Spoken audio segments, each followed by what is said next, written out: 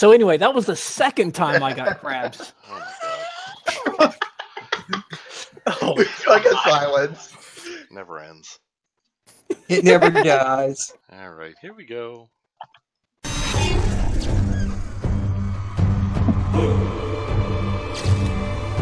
Hug's got a big limo.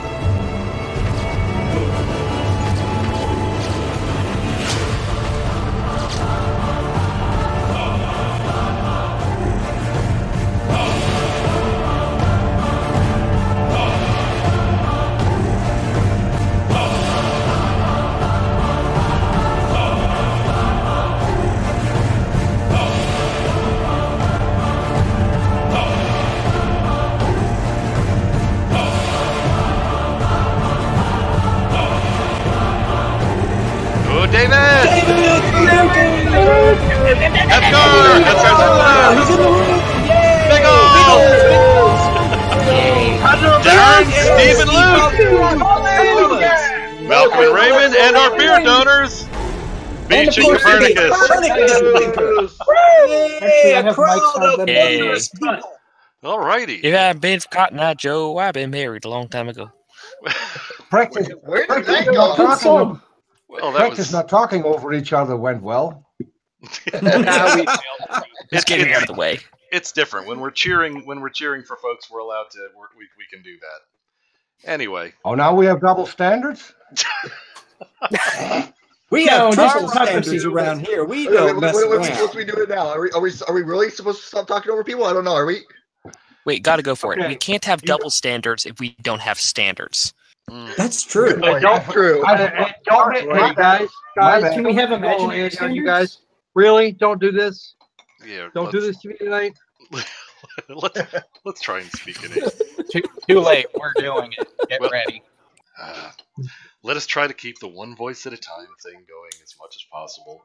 Brevity. Let's not forget brevity. Voices. And yeah. Brevity. Good brevity. Anyway, we've got just things we have. Let's see. What the hell is that? What is that? What's going on in the background? It's not over here. Hell? It's squirrel. It's squirrel. Squirrel? Does Squirrel have a children's show running? No, he has a child running a video game that is too damn loud. Aha! All right. Blame it on the kid. Sweet. All right. Well, if there could. He hasn't had any video game time at all in the last 2 weeks. And he's sleeping in a couple of days for a week. So okay. All right. Well, then maybe I do have a question. Maybe muting so that you can do the child may do what they wish until there's well, you get the idea. Yeah, Cap, you had something to inquire? Yeah, I was just going to ask. You were mentioning brevity for everything. What is this strange word that you speak of? I do not know it. It means get to the effing point. Indeed, indeed. The other translation that might make it clearer is "Don't make me boot you, Cap." Wow, record. 10 minutes in. All right, now I gotta beat that. Now I gotta threaten to be booted before the show. All right, very good. All right, now you were well on your way to that a little bit ago.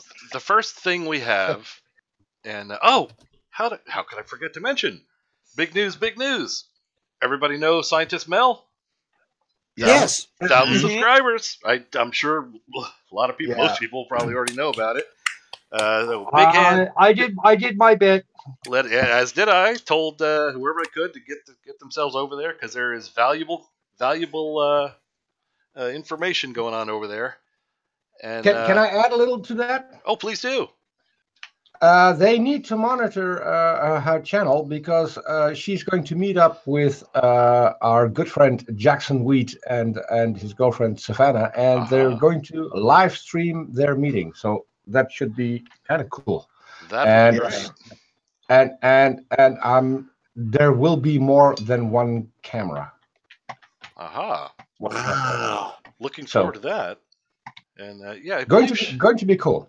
I would say so. That sounds like something I do not wish to miss. So anybody who does not know, go check out Scientist Mel. You might want to subscribe. She's actually she won't be back. That's another thing. She won't be back until Monday. She's on a trip, And that means that Andy's Sunday Science will once again be Sunday Science on Monday. On Monday. Parentheses. On Monday, yes. Yeah. We're- Wait, Sai, Yes, she's sir. not coming back to this show, is she? I don't know. She seemed to have a good time last time. Yeah. And honestly, she was the only one that could. I don't know if you noticed. She was the only one that could restore order. Did you all notice that Yeah. last week? Yeah, She was the adult in the room. I was threatening to drive where people were and kill That was them. because she was louder than the rest of us. I We did. need Paris to come back. Yeah, Yeah. because she talks quietly and we all clam up. That's Yeah. and yeah, it was a sad because I had no effect last week. I was threatening to drive to wherever people were and throttle them. No effect. And Mel says, "Let's just wait 3 minutes." Everybody waits 3 minutes. That was Yeah. I'm still swearing I was able to. It was hard. that's got to be respect for Yeah. Scientist Mel there. But anyway, yeah, she will be back. She'll be back on Sunday Science on Monday. We're continuing the environmental sciences, and that should be fun. Alrighty, I think that's all in the way of announcements. I'm a little hungry, but So what stupid are we going to hear today? Well, I'm glad you asked, RJ. What we have first up, and I know everybody's just been waiting for this. It's from Mr. Thrive and Survive. It's TV from the Moon. : Are you insane? That's the title. That's what we got. So is this a self-description on his part? Yeah. Go ahead and say are not confident insane. yes is the correct answer. I hope I did it justice. I hope I covered it well there. Anyway, the good news is it's only 18. Oh Jesus, that's it. I just doomed us. Only. Only. That's in human minutes, not in pug minutes. So what you're saying is this video is going to take us all night. It Yeah. could. It is Several conceivable. times. All right, but if we, like I said, let us adhere to the concept of brevity whenever possible. If we can say it in 30 or less, we do that. And that's seconds, not minutes. Righto. It's 18 minutes. So what are we going to do in 4 hours? You're right. We might only get through half of this. Wow. Anyway, Sorry, can I mention address something that's been talked about briefly in the live chat? oh please do. That convex video that Jaren mirrored. Everyone who's curious, Jaren mirroring that video, it might go bye-bye. It should go bye-bye. Why? The original posters asked that if you do mirror said video, that you do not monetize it. Indeed. And guess what Jaren did? Of course he did. Of course. He doesn't pay attention. He doesn't pay attention to what people want him have made requests, especially on their copyrighted material. And I here's the kicker. think- The request to not monetize is in the first line of the description of the Yes, it original is. video. That would require him to read. He doesn't do that ever. Well, you know what? He did. I know he did, because if you look on his channel, he puts the required things that they said you have to include in the description, like the sources. He included all those, which means he did read it. He just ignored it. Yeah. Actually, this is believe just it or not, me, that doesn't mean anything. He could have done a copy paste, This and he is just- probably didn't read shit. Put it this way: I don't think Jared's ever read a book. Probably true. Yes, but don't be surprised if he has yet another copyright strike and another issue with his channel in the near future. Oh, you mean This he's is going just to be me. he's but going to be set I feel upon like- by they again? The Illuminati are going to descend upon him? Oh, Probably. Lies Sparkine already sent a message to the original posters. Sean Hufford did. I did. And who knows how many others that were watching Sly's Hangout when this was noticed and brought to public attention. Indeed. Dying Yeah. to make a comment.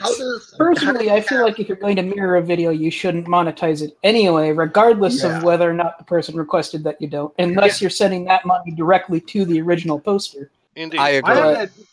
I have had people demand that that if I do a mirror to monetize. Huh. Interesting. I had people insist that I should monetize. Hell, Creationist Cat did that one time. It was hilarious. I didn't get to because YouTube was being shit that day. But I've had people tell me to monetize videos like that. But I mean, To me, it just feels like it's disrespectful to monetize a video that you're mirroring rather than a video that you made yourself. Yes, because you have not put it. Someone has put in the effort to produce that, and every view you get, they're not getting. So I mean, I do agree with you. And as for that specific video, I do want to address it, but first, that's one that I don't want to do cold. And after I started watching it, I believe I'm justified in doing so, because we were talking about it a little before the show. I only made it to about 60% through it, and in that 60%, it's all still build-up. It's well over an hour long, and it's all still build-up, talking about, we did this experiment, we set this up, we pointed across the lake. Did it reach the target? And then on to the next experiment. They don't. It's like they're saving it all for the end. So I'm thinking, I might not want to wait until next week. I hate it when people do that. I really do. Really, there was no reason. Wow, Grolsch is good beer. I forgot. I haven't had Grolsch in a while. Tonight it's Grolsch, by the way. I just, before we get started, since we mentioned Jaron, I just wanted to make a. Sai, you're drinking Grolsch? Yes. Which kind? Let's see, which one? Just I don't know, the regular stuff with the little metal thing. Regular lager? Yeah. Ah. Why, you got suggestions? Yeah, you should try Bock beer. Aha. Okay. A little bit more alcohol and a lot more taste. And you know why I know this? because I worked there. I see. I was going to say, because they make it down the block from you, but it's even better. Self-interest, eh? It's the beer from my hometown, and it's pretty much the only beer from Holland. The rest is let's say it's not real beer. All right. Well, I will certainly give it a try. Sai, I did have something. I did have a drink call before we get started, since we had mentioned Jaronism. Go ahead. 96,558 subscribers. How the hell does he have that? I don't know. I don't know. I don't even have 3,000, and it pisses me off. Indeed. Well, Cap, you can buy subscribers for just a couple of dollars. Huh. Yeah, my guess would be combination bought subscriptions, genuine people who agree with him, but the majority are people watching him for the lulz.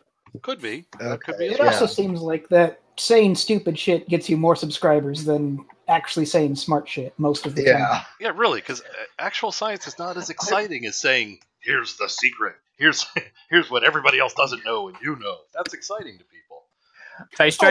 It goes to that axiom: a lie will spread quicker than the truth. Indeed. And Tornado, you wish to interject? Well, please do. Unfortunately, I have to say that the vast amount of flat earthers have actually converted me into their line of thinking, and no, they haven't. You all just got punked. April Fools. I was deceived. April Fools. Officially not until April 1st. Are you living in another time dimension? Well, even if it was, I was supposed to believe. Oh, Copernicus, that is great. Anyway, Copernicus. I should have responded to this earlier, but there was much discussing going on, so I did not want to interrupt, and I figured I would throw it in before we started, so as not to miss it. Yes, Copernicus, we will be addressing that very film. Fear not. Not tonight, because like I said, I want to see the whole thing all the way through to see if we need to just watch it straight through or clip out a lot of the build-up, because a lot of it is just rah-rah cheering, at least for the first 60% from what I've seen. I'll watch the rest, and we'll definitely address that. So, okay. Can I ask why Squirrel is watching the Disney Channel? Why not? It's Disney. What do you mean? Who doesn't love Disney? The free country. What's there not to love on the Disney Channel? Look, Really? Don't get me started.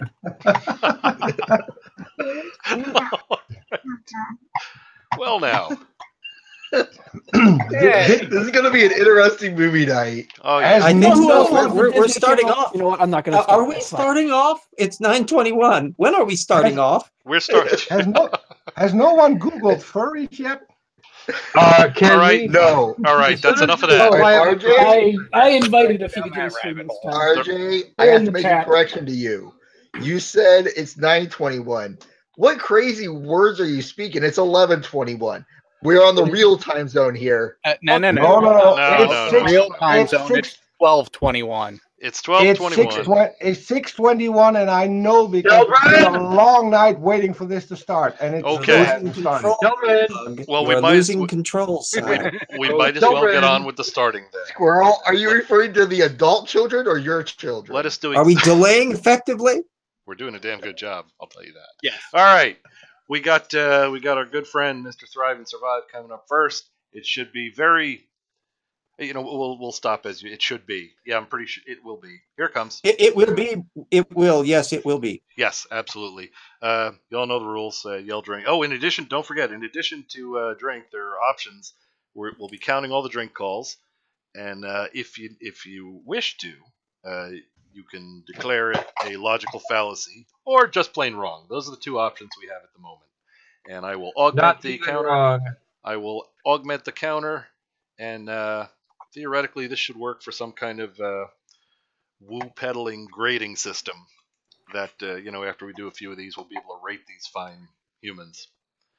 And yes, the word humans was in italics. Okay, everybody ready? Mm-hmm.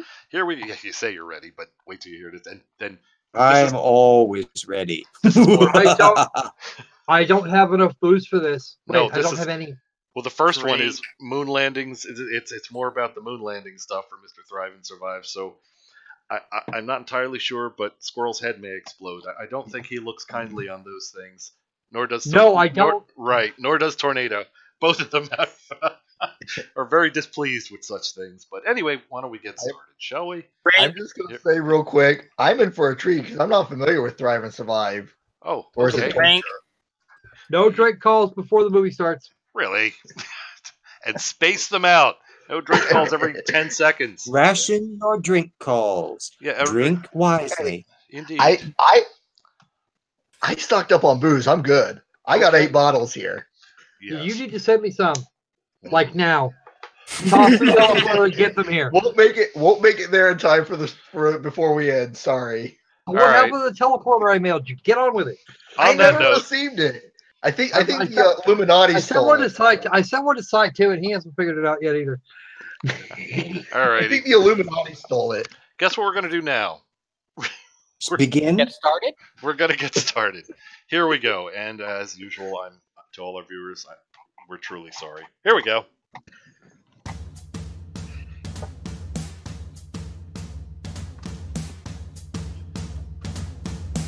Ooh. Wait. Little jazz opening. What? Hey everybody, Mr. Thrive and Survive. It is March 19th, 2018.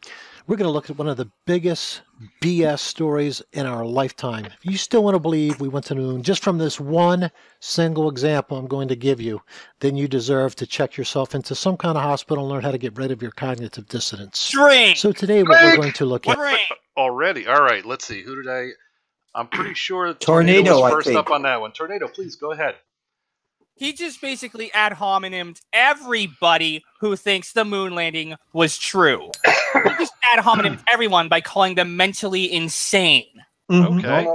No, Tornado, he didn't do that. He warned you that by watching this video, you could be hospitalized after watching this.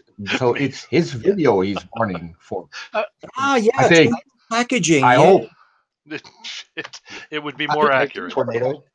Gentlemen, can I jump in for 2 seconds? Please do. What he said was, if you believe we went to the moon based on this one video he's about to show you, then you need to go to a mental hospital. He may show us Gangnam Style. We don't know yet. Yeah, true. Okay. Very true. That'd be fun to watch. So what he said so far actually checks out. Okay. Also, I need to make a correction on Mr. Thrive and Survive's name. It is Lion Connive. I have heard that. All right, so Tornado. Did it sound like we're not officially issuing a drink call for that because we haven't seen what he's talking about yet? Do I have to decrement this again? All right, let's let it go. There we go. Tornado, I just have one thing to say. Word of the day. What is it? Calm. There we go. and remember it. Is it spacing? It's not spacing, is it? No, it's not. We are not spacing anyone. No, there'll be no spacing. And speaking of space, why don't we let Mr. Thrive and Survive deny that it exists, or whatever it is he has to say. Here we Thrive go. and Survive isn't the guy that called one of the lunar modules a homeless shelter, is it? Yes, it is. Yes, wait, no, that was Flat Earth Asshole was calling it something like that. I believe. Actually, he did. He did that. He did that well too. He did that. The Thrive and Survive has done it a couple times too. All right, so it's both of them. Okay. All right, moving on.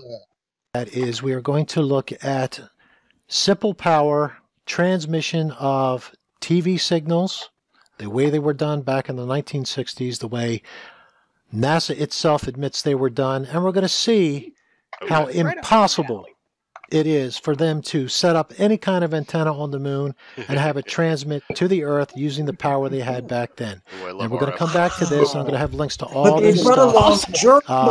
With a real runner. Rick! All right, Squirrel, I believe that was you, sir.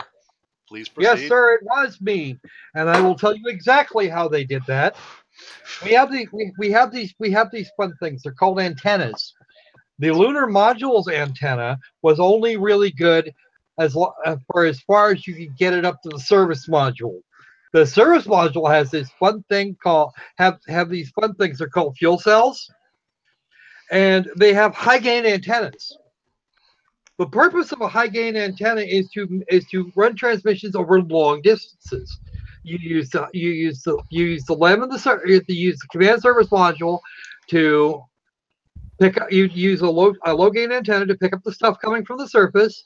You use the high gain antenna to turn it towards the Earth and send it that way. And a few seconds later, whatever they happen to be pointed at, the tracking station in question, they do the recording, and then they transmit it over. Then they transmit it between wire and air, the same way you would any other TV signal. That's the entire chain. Indeed, and that's why I was looking forward to this. If they're not in quite the right spot, there were 4 or 5 different relay satellites they could use, 2 of which were Soviet.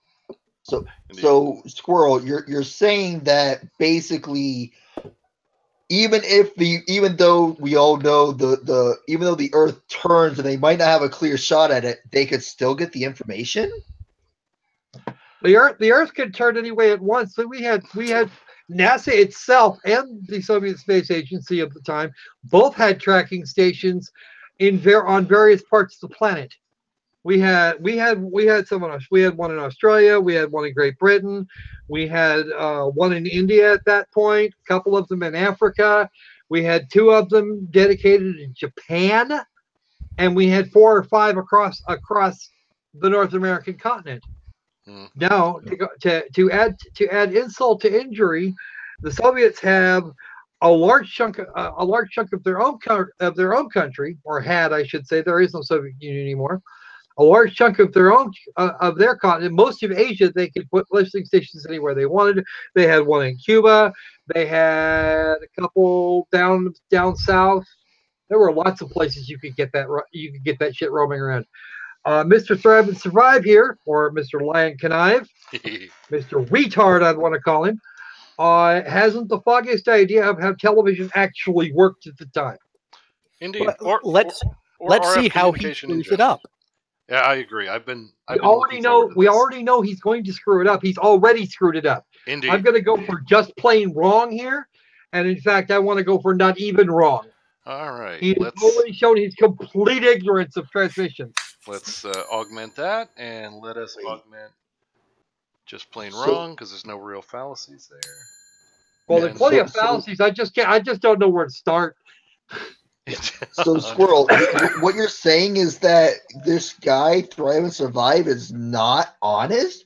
Well, here I was hoping he was. Well, he might be. He might believe he's honest. He just does not know. I suspect he doesn't know what he's talking about. Being honest, he doesn't have the foggiest idea what he's talking about. Indeed, that's maybe more of it. He is not competent at this point. Anyway, I've been kind of looking forward to this one because, as somebody may know, RF communication does happen to be one of my interests. And I used to work. When I was in the Navy, I worked on radios and radar, some of which dated back to the 1960s. I know exactly what the ranges are for those, and this guy's an idiot.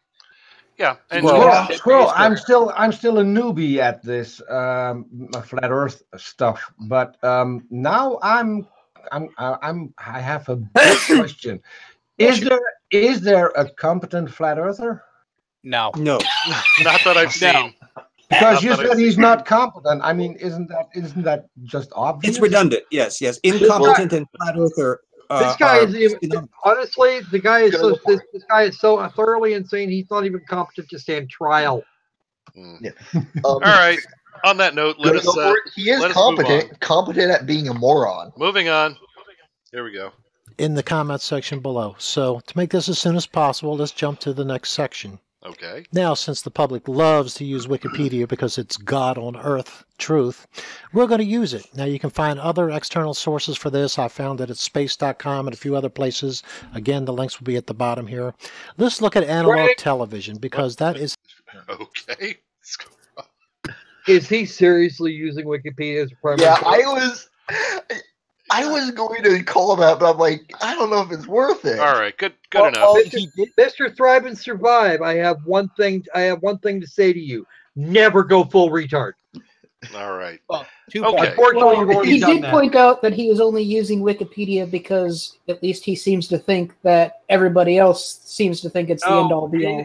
Anyone with a brain will look at see when you say you're using Wikipedia as a bare source, is going to look at you like you've gone stupid. Indeed. Which is exactly what happened. It tends to be a decent place to start to get sources, but it should never be your actual source. Indeed. Exactly. Well, unfortunately, that's exactly what he's done here. And that was going to be one of the points I made. At least he said their listed sources are at the bottom of the page. So at least he knew enough to mention that. That's true. Yeah. All right. Yeah. And all right, let's see where he goes with this. How the television signals were transmitted supposedly from the Apollo missions. And we're going to particularly look at power. Okay. Now, one thing we have to look at here is there was a supposed accident on Apollo 13. So they upgraded supposedly the batteries on every other one after that. But we're going to look then at, let's look at Apollo 13 and before, because we had Apollo 11 and 12 where they did plenty of transmissions from the moon. And I'm not... Okay. Jared, was that you? No, that was Pelt. Oh, all right, Tornado, go ahead. I believe what he is referring to is when one of the fuel tanks or it was either a fuel tank on the Apollo 13 or an oxygen tank on the Apollo 13. It was okay. Let me clear this up for you. The thing that exploded was O2 tank number 2. It had a thermometer in it that had been or a thermostat in it that had been fused open. They went to turn the fans on to stir the tanks. The damn thing sparked, and the whole 9 yards went boom. That did not, under any circumstances, affect the high gain antenna, except to force it to do a reset. They had to push everybody to the LEM, at which point the transmissions from the LEM go to the service module. Service module sends it on to Earth. Already done, and you still had power, and they still had battery power. Now, so Tornado, did you have more for your drink call? Yes, actually, I did. He seems to think that the Apollo 13 stunt was probably... I'm probably going to guess that he thinks that it was all staged. And if he does go that route, I'm going to have to object. Oh, all right. Well, object if that happens. Also, that explosion also pushed them onto a free return trajectory. If that happens... Mind you, every Apollo mission was on a free return trajectory where basically they go to the moon, go into a transfer... Tornado, can I interject because I'm Dutch and I've heard about Americans. If you go into a skyscraper, there's no 13th floor. So why would you have an Apollo 13 when the number 13 is obviously fake? It doesn't exist. So everything that happens is probably fake.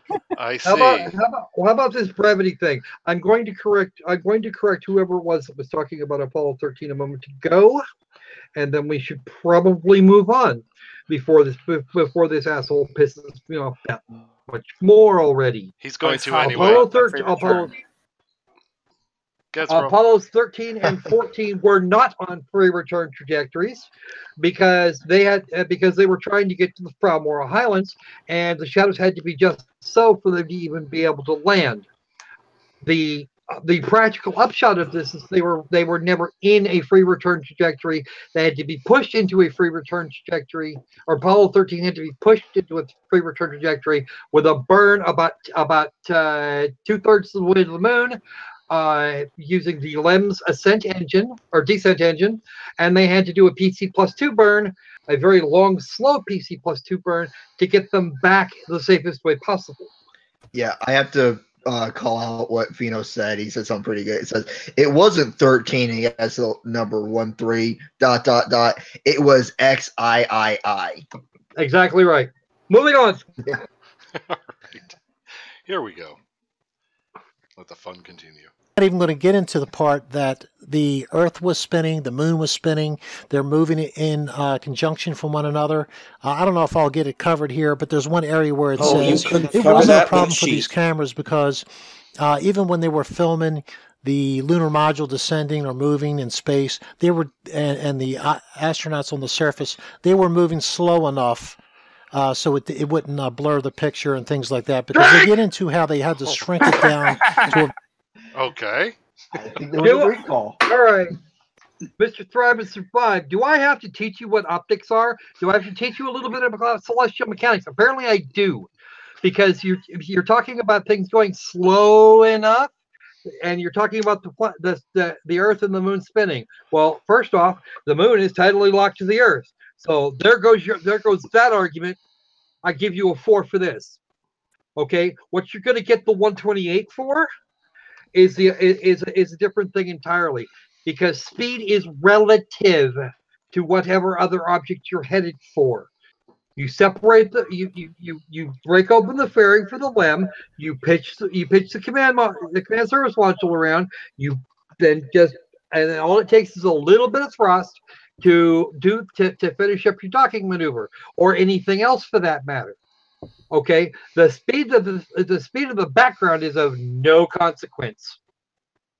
On top of that, when you're talking about orbitals, if you drop that LEM, it actually goes back to the whole bombing thing. If you are at height X and you drop bombs, you will actually be over your freaking bombs when they hit dirt. It will happen every time. That's why you have to drop your bombs from a high altitude. If you drop your bombs from 100 feet off the ground, you're gonna get shit blown off.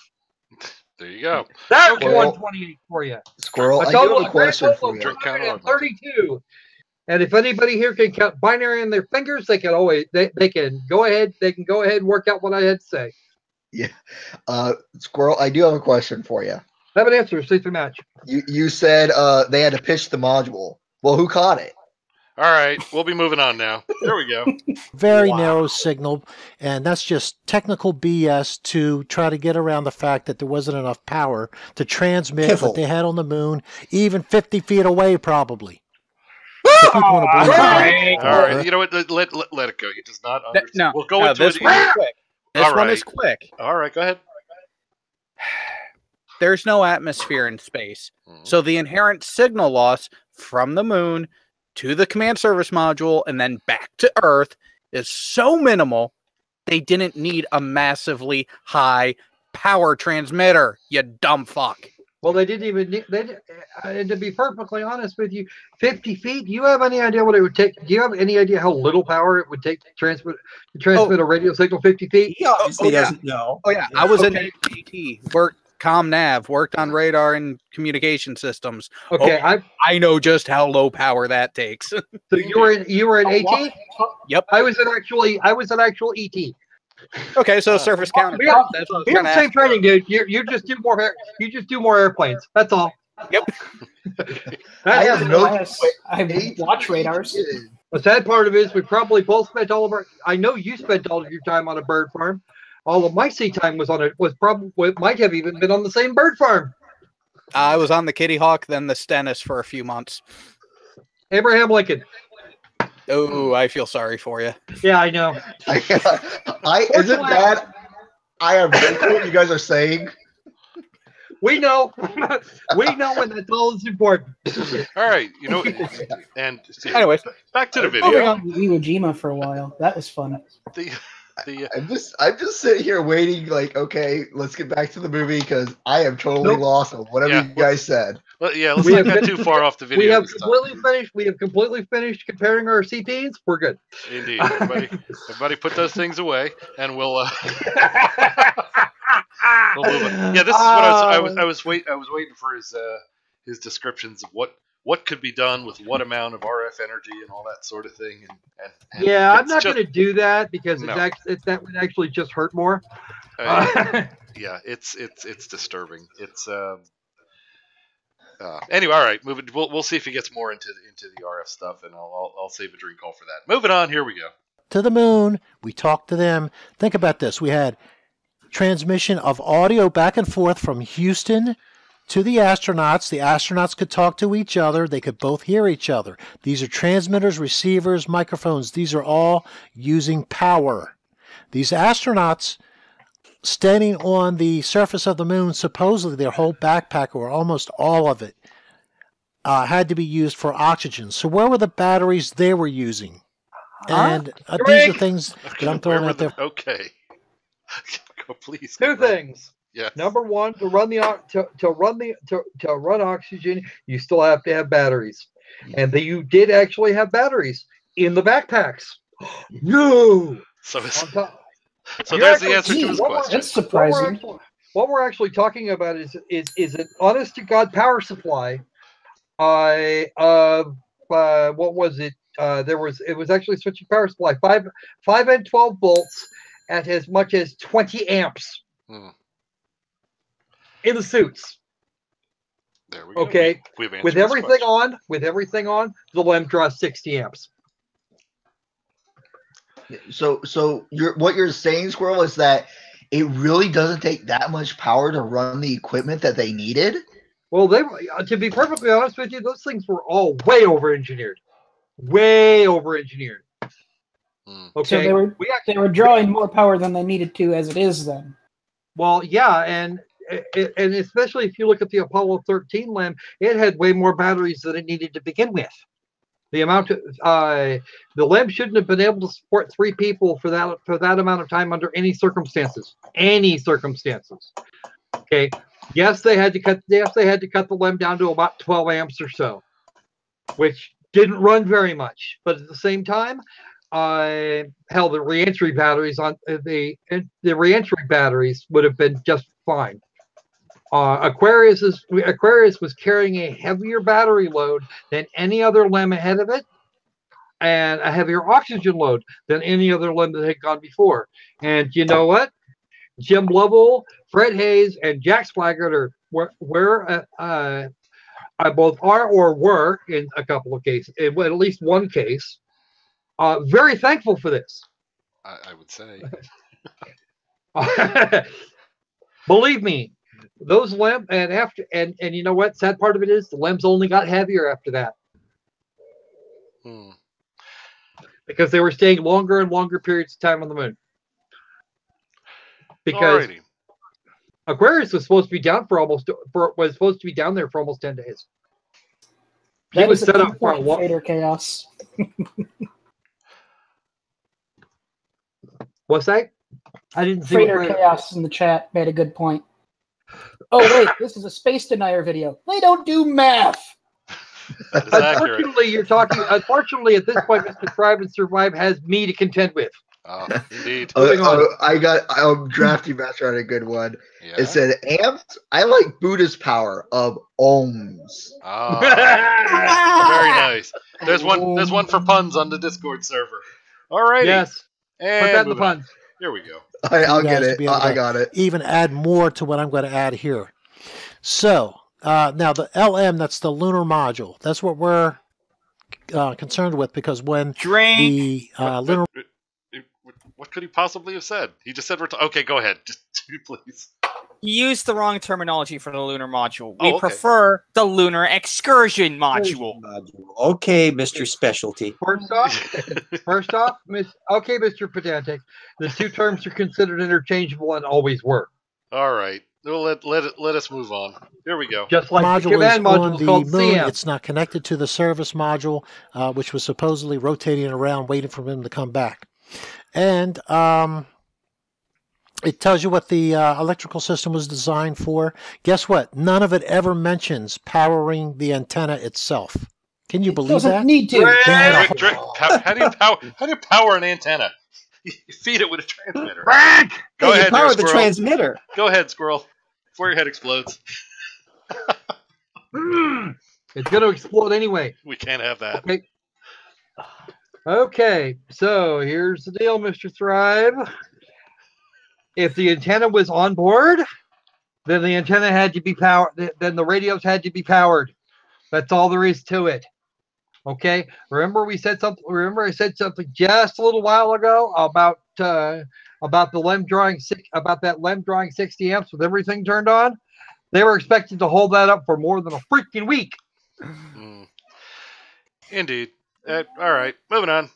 65 kilowatts per hour at 4 kilowatts max for 35-hour lunar stay. So check this out. They couldn't use more than 4 kilowatts. That's 4,000 watts of power.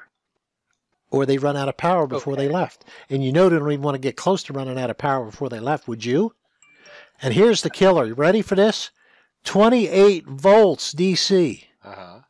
28 volts DC went into inverters to convert it to AC. And I can tell you, even 10 years ago, these inverters that we used to be able to get were a lot less efficient than what they are now. God only knows. Okay. Jared, was that you, I believe? That was me. All right. You're on. All right, dumb shit. Now, for those who don't know, after my time in the Navy, I worked as a field service engineer, an electrical engineer, on battery backup systems. Guess what they are? Oversized inverters. We've actually been able to have inverters of near 90% or over 90% efficiency since the 70s because of Apollo. Shut up. You don't know what you're talking about. I'm shocked. Also, now, that's just plain wrong? Jared, oh, yeah, that's way past just plain wrong. Jared, just a quick question for you. Do you know what voltage almost all of the LEM's power systems worked on? It was mostly control voltages, so you're looking 28, 24, 14, and down to 5. 28 volts DC. Yeah. Almost everything was designed to operate at 28 volts DC. There were very few things that wouldn't operate at 24 volts, and most of them were real minor shit that if it got turned off somehow, it was just fine. The LEMs, both the Apollo computers, both the one on the LEM and a duplicate in the command module, they both ran on 28 volts. Everything else ran on 28 volts, with the possible exception of the light bulbs.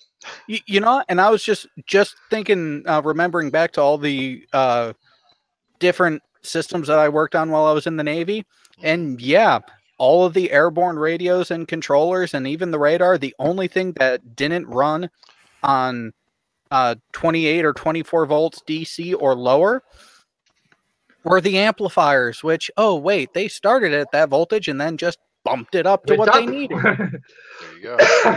I also want to point out real quick, yes, he read that statement as if it's talking about converters to convert from DC to AC, but that statement is converters for equipment needing anything other than 28 volts.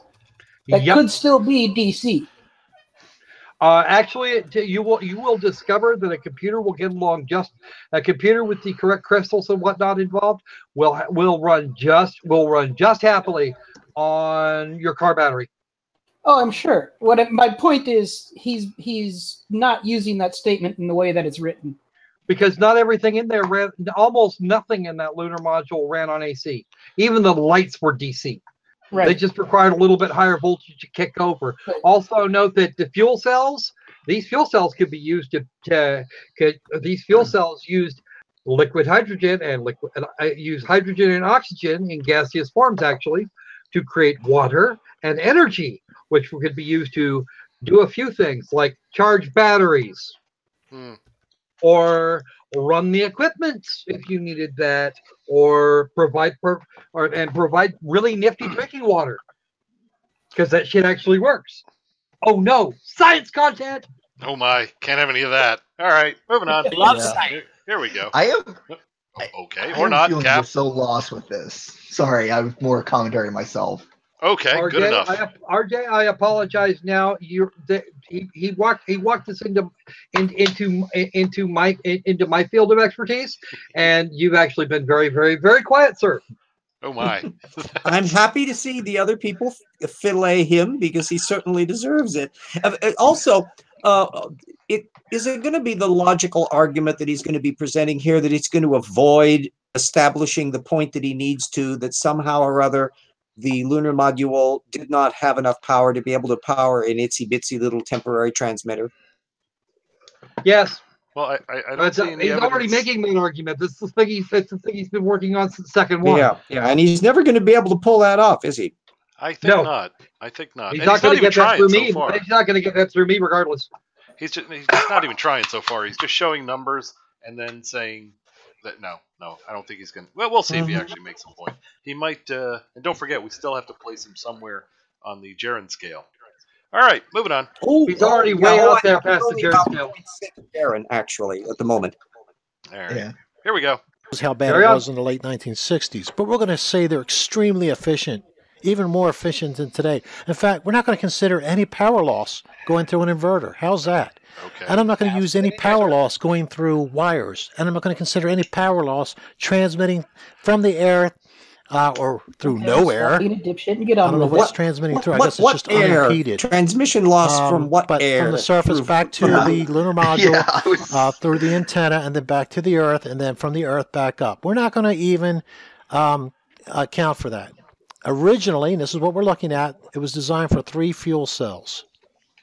And they added one after the Apollo 13 so they could have more power. Well, when you look at the diagram, you show me where they had room to fit it. Okay. Wonder who called drink. Jaren, you are so full of shit, you're turning my eyes brown. Yeah, it's not Jaren. This is Thrive and Survive. Thrive and Survive. Yeah, Mr. Lion Knife, you are turning my eyes brown. You freaking prick. Don't even freaking go there with me, dude. I will turn you inside out. All right. Okay. First off, just so we have this fixed in our little brains, Mr. Jism wannabe here hasn't got the foggiest idea what he's on about. Okay. First off, they did not in fact add another fuel cell to the service modules. They added a set of redundant oxygen tanks in case that shit happened twice. Okay. It's almost like they learned from Apollo 13. They learned quite a bit from Apollo 13, and guess who wound up being? Okay, there's actually a story behind what happened to Apollo 13, and Jim Lovell is at both ends of it. Okay then. Now, here's the deal. When they decided, while they were, and this is actually from Jim Lovell's pen. Okay. If you want to know, find a book called Lost Spoon, or the official or the quote unquote official adaptation for the movie Apollo 13. It was based on the Apollo 13 itself was based on that novel and a series of interviews with the people that were actually involved, at least those that were still alive. Okay. This is actually from Jim himself.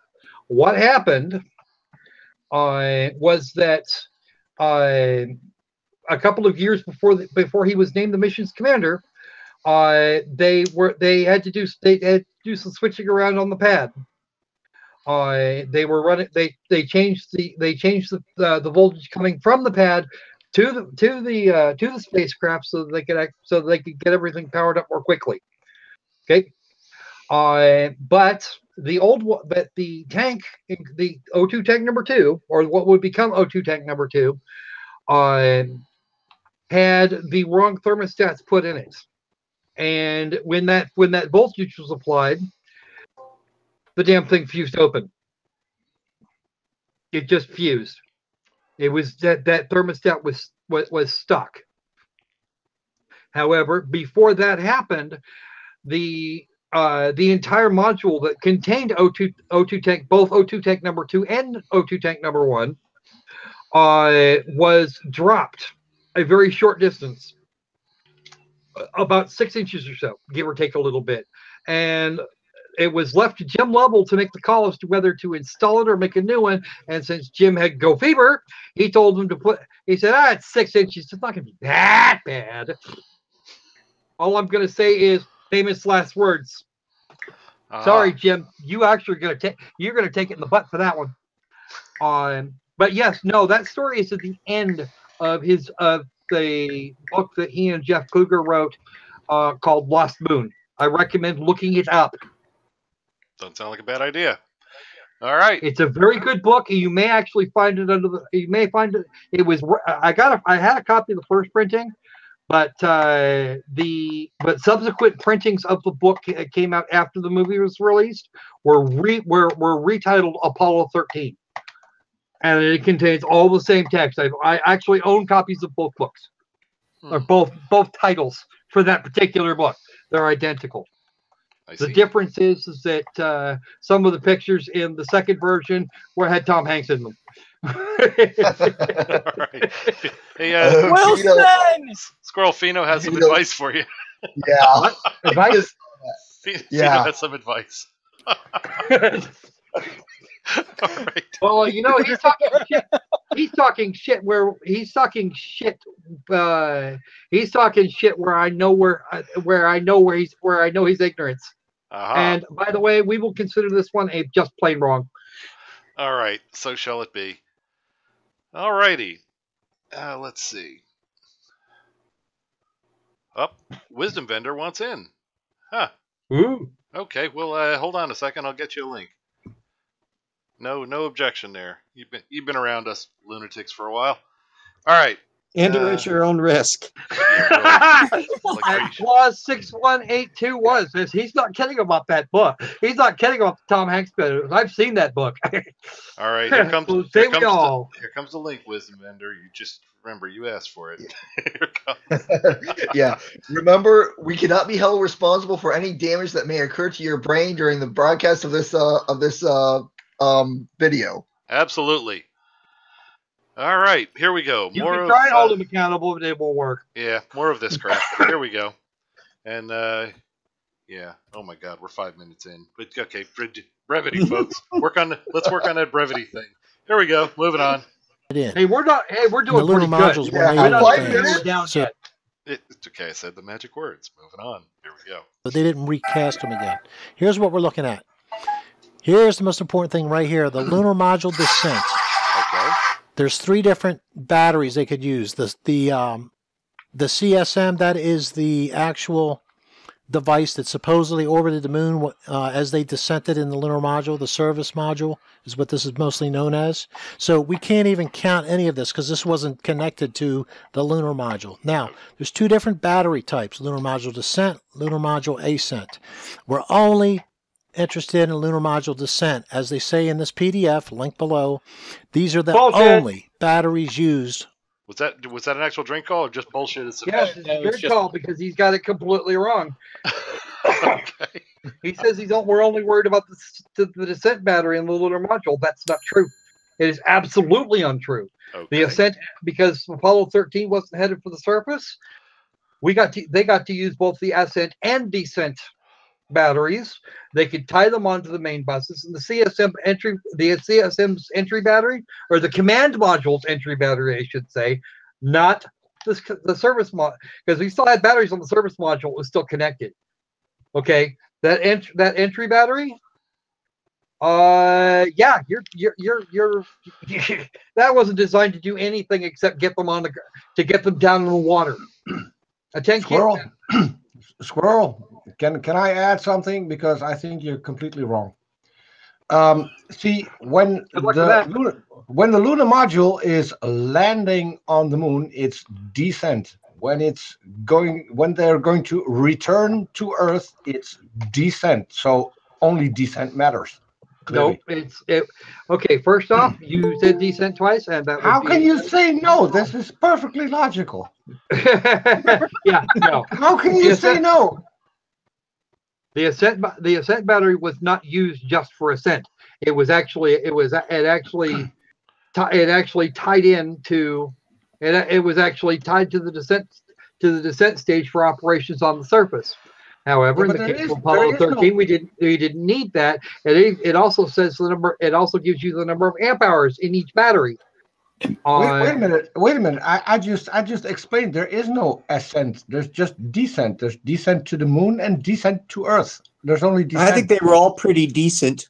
Oh my! Yeah, decent descent. Okay, first off, Peter, we're not having this conversation at this point. That particular conversation is 9 kinds of wrong, and it was going to take me all night to describe to the world just how that doesn't work. Hey, Peter. Okay, so we're not going to do that now. Peter, who's going to tell Squirrel you were yanking him? Me or you? You want to tell him? You know him longer than me. Maybe you should do it. All right, Squirrel. He was yanking you. Hey, I realize he's yanking my chain, but somebody might take him seriously, and that would go badly. Oh, all right, okay, acceptable. By the way, did anyone check before we started if Squirrel had his chain attached? I do not know. No, my chain is not. Oh, I think he's been off his chain for a very long time. All right, we have. My chain didn't even come into the picture. Sorry. We have new. Check my mic. Oh yes, do a mic check. And Jeep 1, can I assume you are Wisdom Vendor? I am Wisdom Vendor. Well, howdy. Can you do me a favor, Mr. Can you do us all a favor, Mr. Wisdom Vendor? Do I sound okay? You sound just fine, but can we move the mic just a little bit further through your face? From your panting breathing. Okay, is that better? Yes. Yeah, there was. Welcome to our insane world. Well, welcome to the team. Welcome to the world with of space denialism driving squirrels completely up their fucking trees. Indeed. Okay, I witnessed much of this. Before the trouble starts, can I point out that the argument who's Jeep 1 and who's Jeep 2 between Jeep 1 and Psy, can we do that offline maybe? Yeah, we'll handle that at a later. I have no. Bob the Wonder Jeep has no numerical designation. It's merely Bob the Wonder Jeep. At 410,000, by the way. So okay. On that note, let us move on. The entire time the astronauts were on the surface of the moon, 29 stinking volts. It's a little bit more than 2 car batteries, guys. 400 amp hours capacity. They couldn't use much, and plus they're in 251 degrees Celsius, I think it is, during the day, and minus whatever if it's in the shade. Very efficient. Go ahead, Tornado. This is just plain wrong because in space there's nothing to transfer the heat. Well, indeed. In space, no one can hear you scream. Because there's no air to transfer the heat. In space, there is no one to witness, thrive, and survive bleed. Being it's my first time here, can I confirm that we do actually all drink when someone calls drink? Yes, indeed. Yep. Okay. If you got it, flaunt it, rock and roll. I'm doing screwdrivers, and this is going to hurt me before this. Okay. Put some milk and magnesia in that. That's for a Phillips screwdriver. Well, I'm a mechanic, so all right, somebody put that in quotes. Somebody put that in quotes, please. Yes, the Phillips screwdriver. I borrowed that from Martin Mull. I can't claim credit for it. Oh, I thought that was yours. All right, yes. We do. Although, if you're having screwdrivers, you might not want to drink the whole thing every time there's a drink call. Maybe. Yeah, I don't think so. Maybe sips would be appropriate. Maybe you do. Yeah. Anyway, with this last part, I would have called drink as well. He quoted voltage. He quoted voltages as if you only have 28 volts available. No. The volts is not how much energy you have available. That's just how much force is pushing each electron down the wire. Very good. And he skipped over to potential between one point and the next. Indeed, and he skipped right over. Then he jumped. If I may chime in, Oh, may I please do. chime in? Yes, Chief, go ahead. Yes, voltage is your pressure. Current is your flow. And wattage is your combination of both. That's your power. Indeed. And energy is power over time. Very good. Yeah, because well, Mr. I hope I know that. I do have a degree in electrical engineering. Oh, good. That makes two of you with that makes two of us and one old technician that's actually seen the other end of our atmosphere. Indeed. But and I was going to say it's not the you don't think the Earth is round, do you? It's the amps. Yeah, remember that. Yeah, it's the amps that kill you. Mostly. Not the volts that's going to kill you. It's most decidedly the amps. Indeed. Liz, I was just putting the mouse over I was just putting the mouse over this video to scroll back to that stupid table.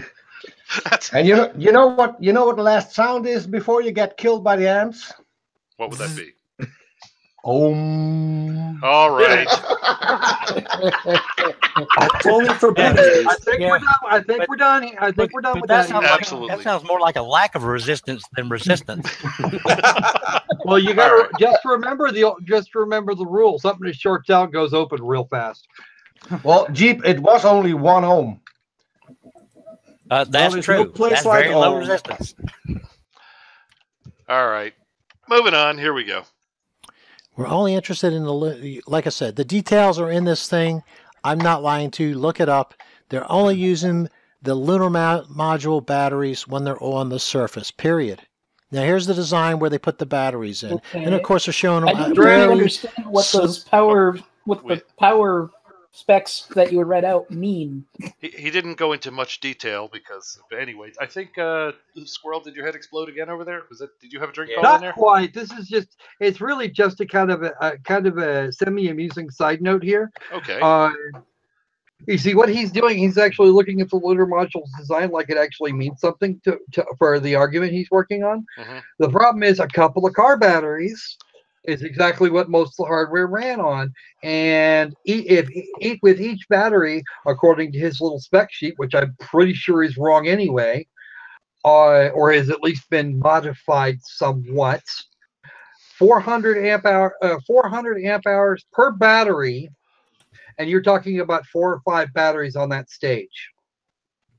That's just the ascent, and that's just the descent stage. There were more on the ascent stage, which you could still use because the purpose of the ascent stage, its only purpose was to get you from where the descent stage landed up to orbit. Everything else was done from the CM. Yeah, if I may chime in again, he's right. There was a lot more power available than what they led you to believe. As I said in chat earlier, it's way over dramatized in the movie on what power they had available. Well, they actually lost a good chunk of the power they should have had available anyway. They did, yes. But they still had a great deal left, and it wasn't near as critical as they acted as it was. So Squirrel, let me answer this. You mean they actually thought ahead to how much power they needed and actually planned for it? They over-engineered those spacecraft. I'm telling you now. Those spacecraft were very over-enginered. You know, I always my favorite scene, I think, was when how about that limb? Yeah, you get to keep your job, don't you? You damn right. Yeah. Actually, turns out that was an exchange. According to Gene Kranz, that was an exchange that actually happened between himself and the Grumman guy. Oh, that's awesome! I didn't know it was actual. That's cool. No. You're going to find out that a lot of the things a large part of the script that went on there was things that actually wound up being said at the time. Because they actually got that off the flight controller's loop. Oh, way cool. Well, did not know that. And we do have Tom Hanks to help for that. He has had a kick between Apollo 11, Saving Private Ryan, and a few other movies that he's done where he wants as much historical accuracy as possible. Yep, and Apollo 11. That's something I appreciate about Hanks.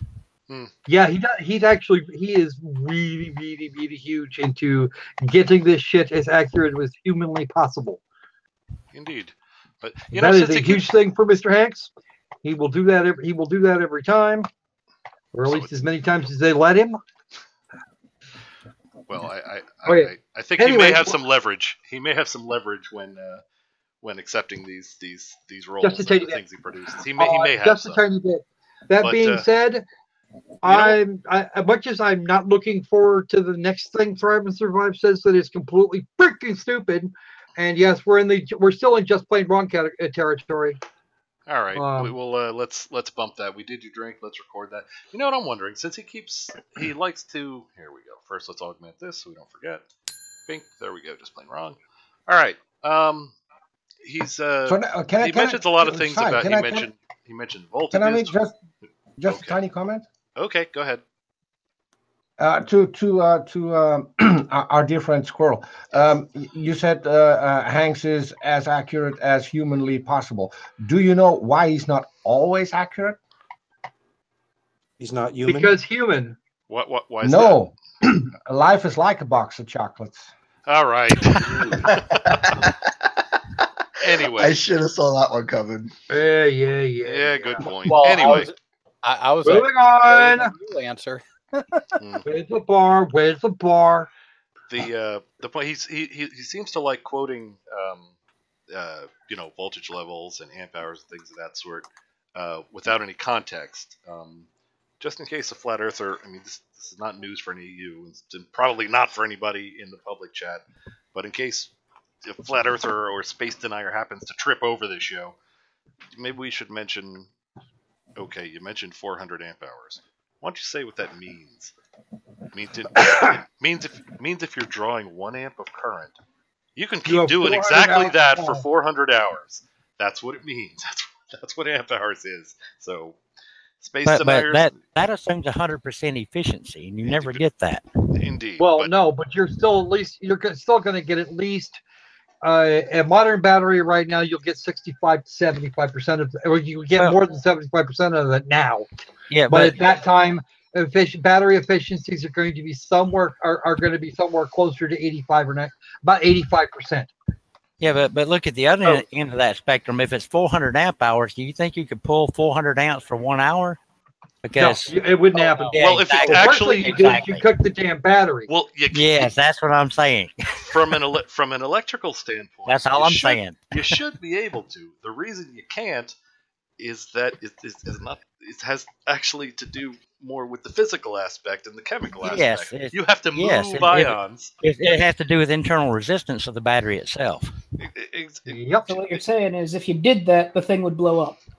Yes, exactly. It would swell itself like a little bomb. One possibility. Cook you a battery, and then would go ping, and that was the end of it. And then 0 amp hours. It's also possible that it would draw down to where the available ions that were moving across the electrolyte, the ones that could make it in time to satisfy the current draw, would have reached it already, and it would appear that the battery had expended all of its charge. And then if you just a lot of them gonna go on coffee break. Yeah, then if you just pause for a while, you'll find you've only used up 30-40% of it. You can draw some more, but that's the one drawback to chemical cells is it's a physical process. You're physically pushing ions from one plate to another. Anyway, exactly. Wonder if anyone's still awake in the after that little monologue. Hey, I'm here. I'm just like, okay, you're going. Woo, way over my head. This is way beyond my knowledge set. Oh, Doubting Thomas. I mean, we're overloading people with actual technical knowledge of an ancient bygone era when we actually visited the moon. Well, Doubting Thomas says all this battery talk is draining. So yeah. Oh, I see what you did there. Let's spark it up a little. All right, here we go. Moving on. I see what he did there. And thin and everything like that. You could just slide them into the wall or something.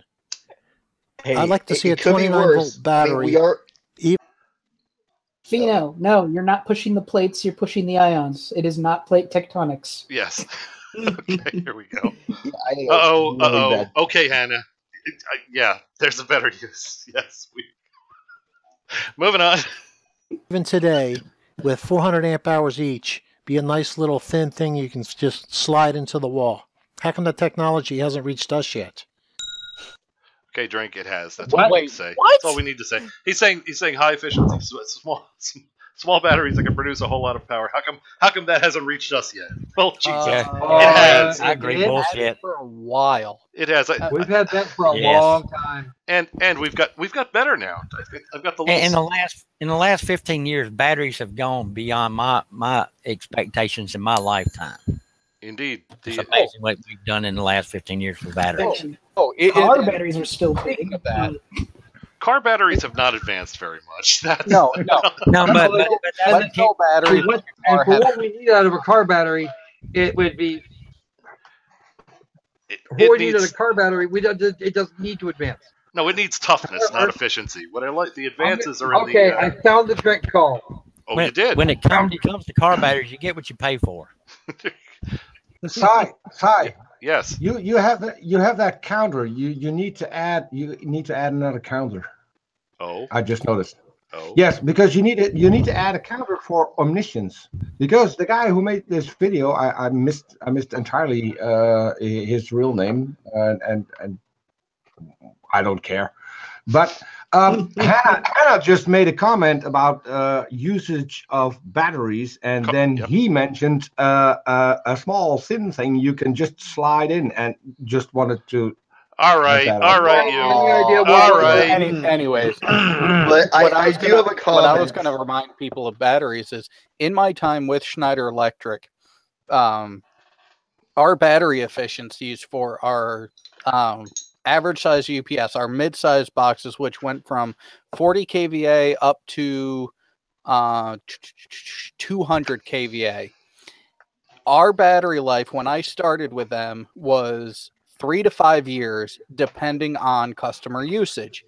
When I left, we were getting 7 to 10. Yeah. Yeah. I have a comment. I don't know if you guys saw it, but Drafting Master is back at it again. Oh. All this battery talk is assaulting my ears. Aha. Okay. So let's have a talk now about the TV signal. First off, you weren't running a TV signal the entire time, and no TV signal would require 4 kilowatts. Squirrel. What? Can I point you to the comment that Paula Gia just made? What? He said we need a counter for unrelated topics that are being discussed while doing this video. And he said unrelated rabbit trails that go down. Moving on. Well, very good. Moving I on. said the thing I was going to say, and now when I actually said drink, and now we can move. Okay, and that particular thing was in reference to this screen. All right. It was. I caught that. Okay, and here we go. This guy can't spell for crap either, but consumption. Yes. That one is the. He obviously doesn't have spell checker, but he does know how to underline on the PowerPoint. Again, isn't air conditioning 2 words? Generally, it is. Yeah. You know how big a car battery is? That's 12 volts. English may not be his first language, nor a functioning brainstem his first option. I thought there was something.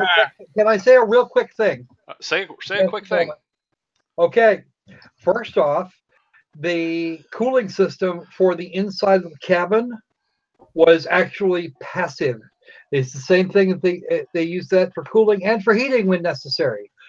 They could either heat the water that was going through the LEM, or the command module and the LEM, or they could turn the heaters off and let it cool down on its own, just radiating heat away to space. Now the flip side of that, of course, nope, my brain just went off. I was just going to say that as opposed to the passive systems, when we want the aggressive systems, we just call on you, Lord Croc-a-Squirrel. Ha! All right. I had a little bit more on that, and now it just completely escaped my brain. It has left. Your mind is going. It left. It ran away. I'll remember it later and then yell about it. All right. Odds are he's going to repeat himself anyway. All right. That's true. Moving on. Nowhere near this kind of amperage.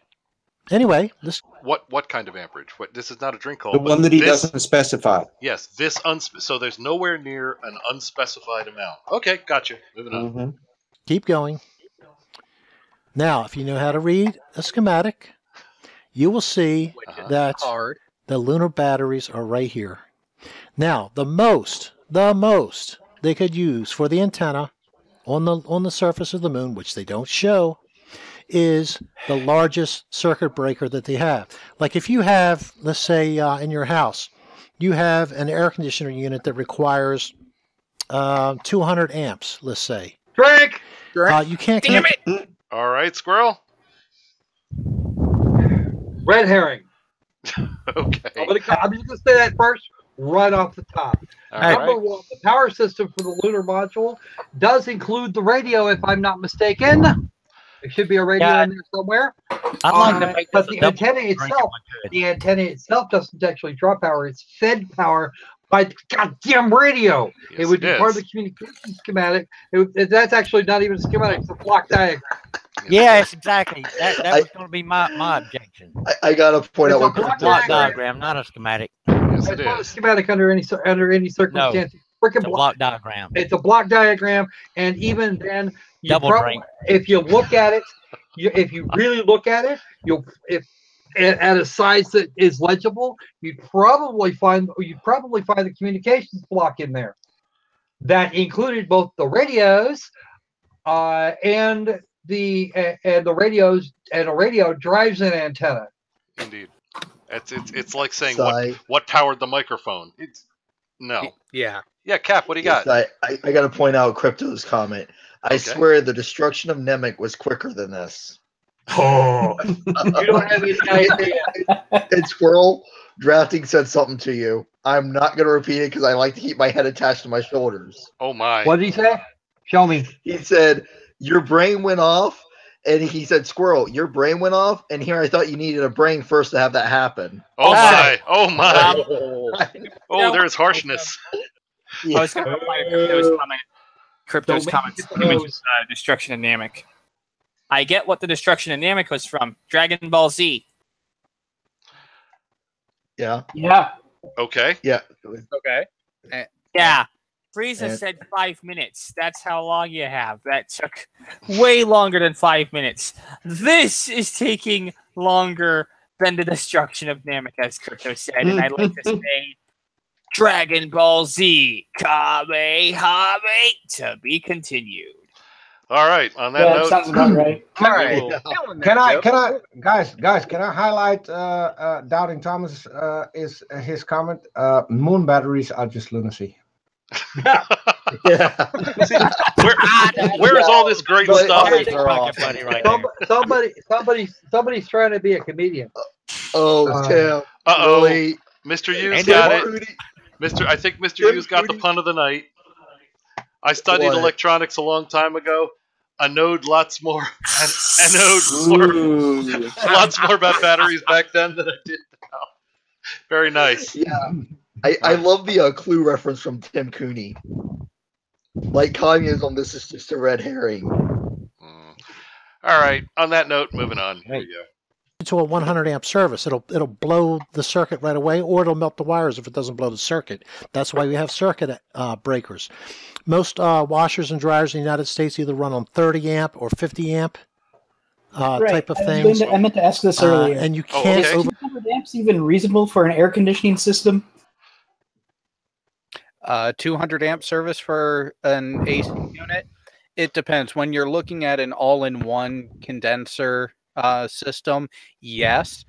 Your typical residential, no. But the startup current is pretty high. It depends on how fast it starts. Inrush on any AC unit is a fuck ton. Okay. Yeah. All right. Let us continue. All right. Who's breathing? Somebody's breathing. Not me. I think it was G. All right. Is this an obscene phone call? I've gotten this kind of call before. All right, here we go. Moving on. Ty. Yes. I hate to break this to you, but everyone on the panel is breathing. Otherwise, they wouldn't be able to talk. All right. From this point forward, there will be no breathing. Okay, moving on. Overload them. You can only go as much as the highest amp you have. Now, what's the highest here? Total is 100 amps. Okay. Now, as they keep going out, you'll see that each each bus that goes out to these different subsystems, they only get 30 amps each. So 30 amps is all that was available on the surface. These 100 amps, if you know how to read a schematic, these are all internal. They don't get to the outside, but we're going to say they do. We're going to say 100 amps goes out to the antenna. Yeah. I have one thing to say that, that what Factard said, but I'll let Squirrel know. Or is that what he said about what he's doing? With everything on, the lamp draws 60 amps. Okay, and get a brain. Wait. Now, for those who may not know why you have 100 amp service all the way through, but everything on, you're only drawing 60, it's called parallel circuits, people. It does not add up cumulatively. Yeah. Yeah, and I think that's the first electrical talk I've actually understood, because I had to study that when I was in networking. So I actually understood that. All right, good then. But Factard, what I was going to say is what he's doing is he is counting our moving on calls. We're at 21 according to him. So yeah, we should have put in a moving on counter. Well, no, we assume moving on is generally only issued to signal everyone, hey, we've talked about this enough. Everybody clam up. Here we go. So I don't know if we really need to add it. We'll let those who are interested in such things, count them up. And you know what's funny? Moving on. All the power, 100% of the power we're going to use for the antenna when they're out there. Okay. Again, power for the antenna, right? Yeah. Here we go. Lunar battery was a spare added after. Antenna does use power, but it's for the motor for a directional antenna that you can actually mechanically move. Yes. That's what I was thinking, actually. But in this case, one of those wouldn't use more than 5 volts DC at 1.5 amps, and even then it wouldn't use it for very long. Also, the LEM was using omnidirectional antennae, and you don't actually that wouldn't even be remotely a problem. Nope. No, it wouldn't. It just wanted to point it out. It's an aluminum stick. Anyway, all right, here we go. That's a technical term. Yes. Apollo 13. So we don't care about that. We're going to use Apollo 11, the most famous one, the first time on the moon, as the example. Okay. Give us all an right. example. So Frank, the most important thing to remember. Okay. No. You don't use Apollo 11 because Apollo 11 was, because you were talking about you started this video off talking about the critters that came after Apollo 13, and even worse, Apollo 11 was actually a very light LEM. It wasn't intended to be there more than a few hours. It is not it doesn't have it's not representative in any way, shape, or form. Moving the goalposts. Moving the goalpost. Oh wait, we have something for that. Hold on. We have something call for that. or a no call? Because here we go. I gotta get ice if it's a drink call. Moving the goalpost. You move the freaking goalposts. Those goalposts are on there. In the about 20 seconds it took me to explain that. Those goalposts made it to freaking Saturn, and right now they're well on their way to the Greater Magellanic Cloud. You could tell I've been itching.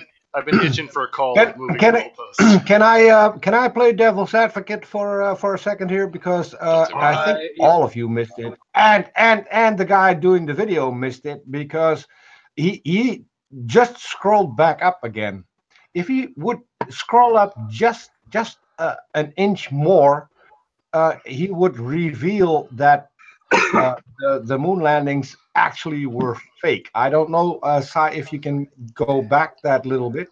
Okay. Okay. So also, for the record, this is the electrical control assembly subsystem he's looking at. Just the interval control system. Wait. Just a little higher. You mean we need to get a little. No, backward in the video. All right. So he's going back up. There it is. Do you see what it says there? Lunar battery was a spare added after Apollo 13. Could be connected to either bus. Anyone know about a bus going to the moon? Exactly. Oh, Jesus. There were no buses on the moon. You're gonna Peter. Anyways. That's enough chain yanking for one afternoon, please. You backed up the video for that joke. This is. And that's it. And he's talking about electrical buses, and the thing there in the parentheses is it's just a flat out lie. Squirrel. When they did the moon landings, they didn't have electrical buses. They were all combustion engine buses. All right, that's enough of this. Okay, moving on. Anyways, well, I wanted to ask Squirrel something really quick. Go ahead. Squirrel, you expect some sort of consistency with this guy's idiocy? I know Mr. Thrive and Survive. I know I'm not going to get consistency out of it. It doesn't matter. Everybody else has to know where he's being stupid. Indeed. They must know. I'm just looking at the screen here, and I'm kind of confused. Is SIMO, SIMO, supposed to be an abbreviation for simultaneously? That's what he's trying for. That's the point. Remember, spelling is not exactly his suit, along with reasoning and fairness and accuracy. And spatial reasoning and diagrams and among other things, yes. So he's doing the best that he can with his one partial functioning neuron. I have to point out Mr. United for the children's comment. It says, oh, the magic bus. No, it's the magic school bus. Gotcha. Which was piloted by Professor River Song. Woo! All righty. Well, I mean, we got to give the guy some kind of credit. Look at the amount of colors in these graphics. This means that there are a substantial number of crayons that he has not yet eaten. Let's give him credit for that. Yeah. Actually, believe it or not, I don't want to wonder where he gets the yellow circle from, though. See, here's the thing: he's actually looking at a proper block diagram. Mm. The modern versions of those block diagrams come colored. Ah. Alrighty. Moving on. We don't care about that. We're going to use Apollo 11, the most famous one, the first time on the moon, as the example. All right, so the most important thing to remember is they had 100 amps available in the circuit, and here we go. 400 amp hours capacity. Can we? Nothing. I mean, obviously, he doesn't know a damn thing about electricity. Can we just get a click on him? Nothing. Wait, oh, jeez. He knows absolutely nothing. Click. All right, click. I really should have that ready. For some reason, I think we're not going to be using it as much as we used to, and yet we always seem to. And we always come up with at least one. There's always the need, it seems. All right, here you go. You don't know Jack. This entire video needs it. Indeed. Okay. All right. Now, since we jumped on that, we are going to have to back this up just a second because he's starting to talk about volts and amps and things like that. And let's see if he actually makes any kind of sense. Here we go. So, I just have to say this real quick. It will be shocking if he does. I'm going to say one thing here. Yes. For an electrical engineer, he makes a really good. He does really well in biochemistry. Okay, I'm lost. Yeah, exactly. In other words, he's nowhere near where what he's talking about. And there's no way for him to get there. No. From what he knows to what he's trying to talk about, there is no connection. I think what Laura's trying to say is the guy's better at stork theory than he is electronics. Okay, that works. All right. Let's he's certainly doing pretty well in the stupid category today. Now that he's actually pointing out voltages and amp hours available and 100 amps. And he's going to mangle this as bad as Kent Hovind in the biochemistry class. I know this already. Let's see what he says. From what I've heard now. All right. Oh my. Let's give a chance to botch Squirrel, you don't think there's a chance of him even getting one thing right? No, I don't. The word "the." Well, one way to find out. Moving on. Nothing, as you're going to see. So, let's look at something else here. Now let's take a look at something that everybody can relate to. Okay, that was my mistake. I thought because he was pointing at voltages and available current and current stored in the batteries and amp hour, I thought he was going to say something about it. No, he just pointed to them, and now we're back to Wikipedia. Okay, that makes sense. Here we go. We're going to look at WABC News, or WABC Transmission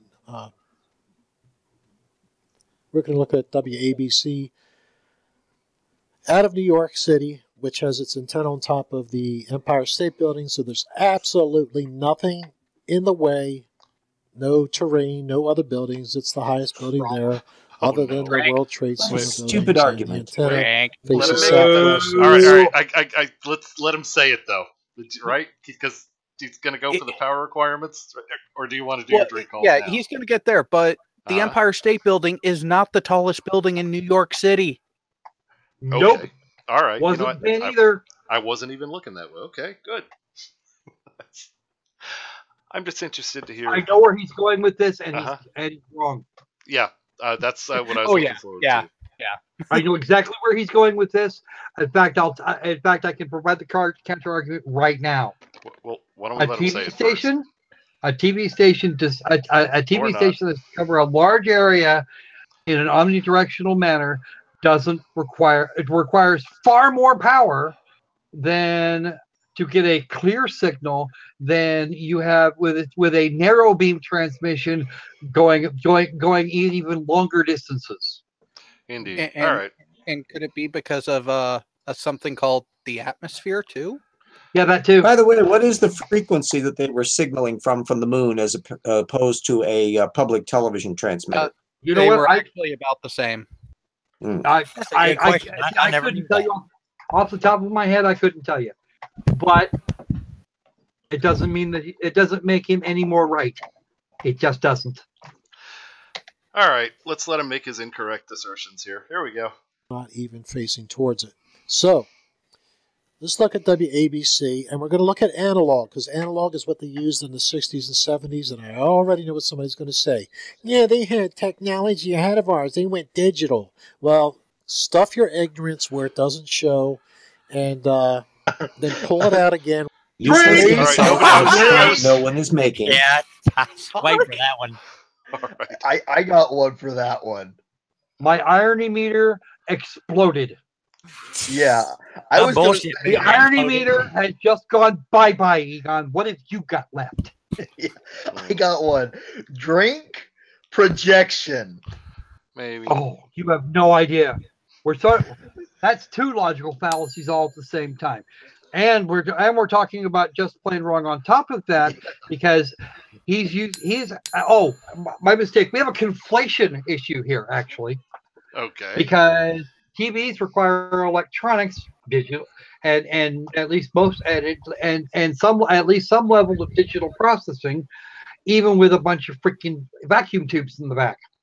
I'm also curious, if I may interject. Oh, please do. When he focused in on AM, did he assume that the A part meant analog? Because when you said that at the same time, amplitude. Hey, I know what it means. I wonder if he intended. Oh, there's no indication he knows what he means. Actually, believe it or not, that would make, if true, that would make for another conflation. That's what I'm saying. If you roll back, you'll see he was right on AM when he said analog. Okay. WABC TV, yes, the transmission rates are similar because they had to be but you're talking about a narrowband transmission at some reasonably high power coming from something that wasn't the LEM. The LEM actually put together, the only thing the LEM had to get to was the freaking CM about 60 clicks up. Excuse me, that's wrong. 80 clicks up, actually. 80 kilometers overhead. That's all the farther he had to go. And with no atmosphere there. And with no atmosphere, it would require very little power to get a signal 80 kilometers. There you go. All righty. Moving on. Wipe your face off and learn that digital requires much more power than analog. So no, it doesn't. No, I know that's wrong. Yeah. No one said drink, so I'm saying it. Drink. All right. Yeah, and I have. Oh, go ahead. Then I got one thing to say on for what Squirrel said earlier. When he was mentioning 80 clicks, for all of our American audience, since that's our target audience, I can't talk today. That would be about 49.6 miles. Yep, it'd be just about 50 miles. Yeah. Actually, it was a little more than that. We're technically talking about 50 or so nautical miles, which is a little bit more, but it's close enough for our purposes. It's close to freaking enough. Yeah. Doing the math in my head, minimum transmission power for that distance is about what, 0.5 to 0.7 watts? In a vacuum, yeah, you're probably looking at something closer to 0.35 to 4. Well, okay, so I wasn't. You're in the right ballpark. Just low is the answer to the question. Consider. All right, there we go. That card's called jump. And that's for a full frequency TV signal. Just a voice signal with just Vox would take even less. Like 0.1 to 0.2 max. Actually, well, from the moon to the CM, you would only need 0.05. Getting from the CM to Earth actually required about a watt. Because you actually had a narrow beam transmission going a significant distance, and you still had to be clear. Yeah, a lot has to do with the receiving antennas. Just an omnidirectional antenna sitting there on the moon. Yeah, you're talking. You might be talking about 0.1. 0.1 sounds about right, actually. Really, and all his talk about available power. I mean, it's not in RF communications of any sort. Be it voice or encoded video or anything of that sort, the power output is not the biggest part of the equation. Doubling from a transmitting station to a receiving station, any distance apart, doubling your power. Like if you're putting out 100 watts, if you double it to 200, at the receiving end, your meter only goes up by 3 decibels. That's it. That's what you get for doubling your power. Yeah, exactly. That's the doubling power. Yeah. Power ratio. The efficiency. And most people don't understand that. Yeah. It is more important with an efficient antenna system or a large array on Earth or many receiving stations.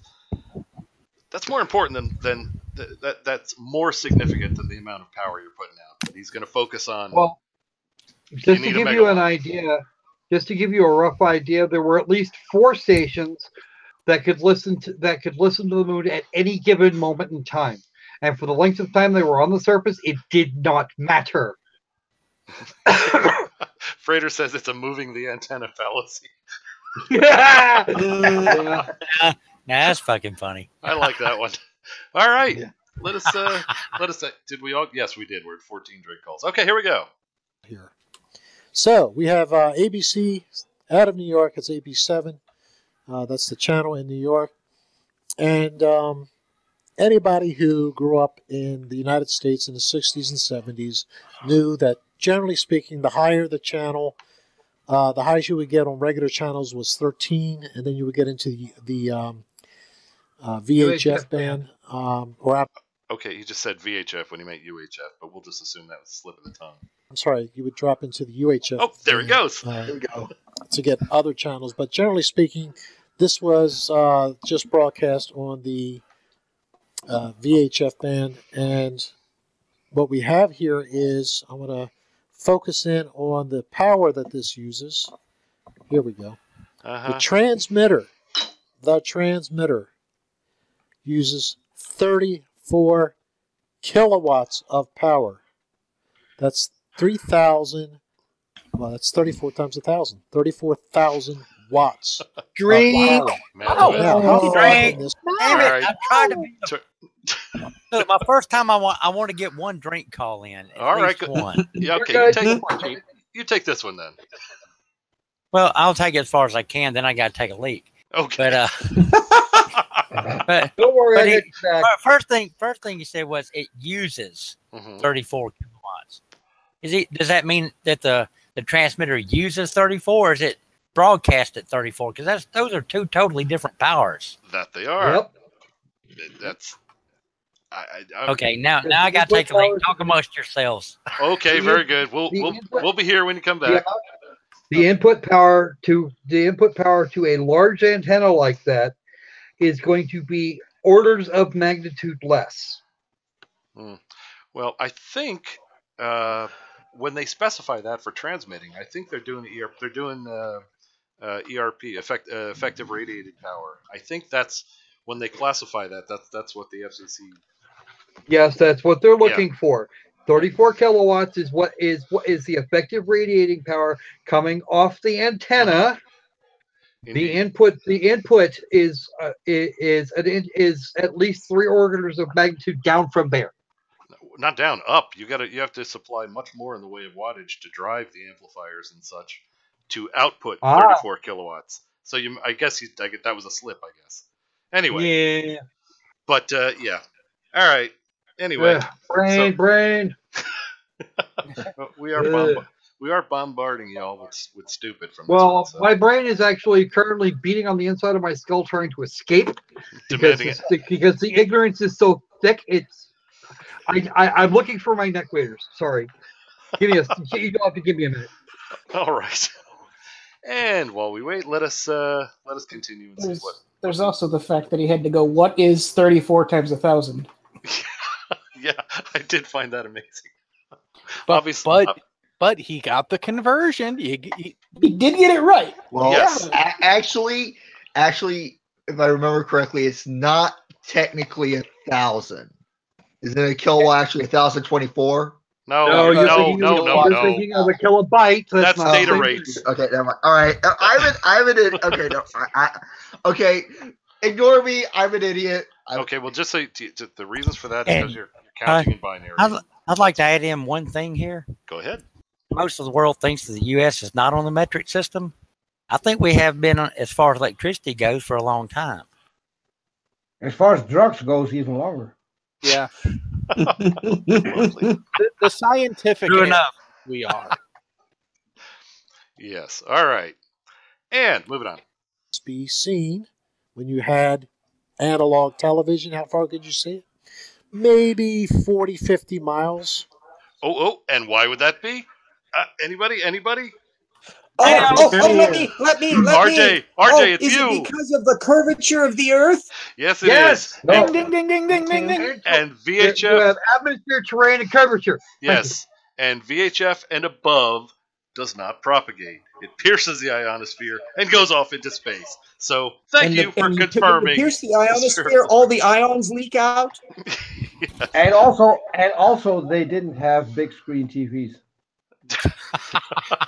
One more thing of interest. If anybody here is a fan of a creature that was once called Carl Sagan. Yes. He actually went through a bunch of this science in his book Contact, which was also made into a movie. Mm-hmm. And I find this guy's general idiocy disturbing in this way, because it is entirely possible. You got the signal that came from Vega. Well, the signal going all the way out to Vega of Hitler making the address at the Berlin Olympics and then coming back. Yeah, they didn't even have to. They really didn't have. All they really had to do in that case was reflect it. Mm-hmm. All right, and let us continue. Here we go. At 50 miles, you were definitely getting a lot of snow and a lot of mess up.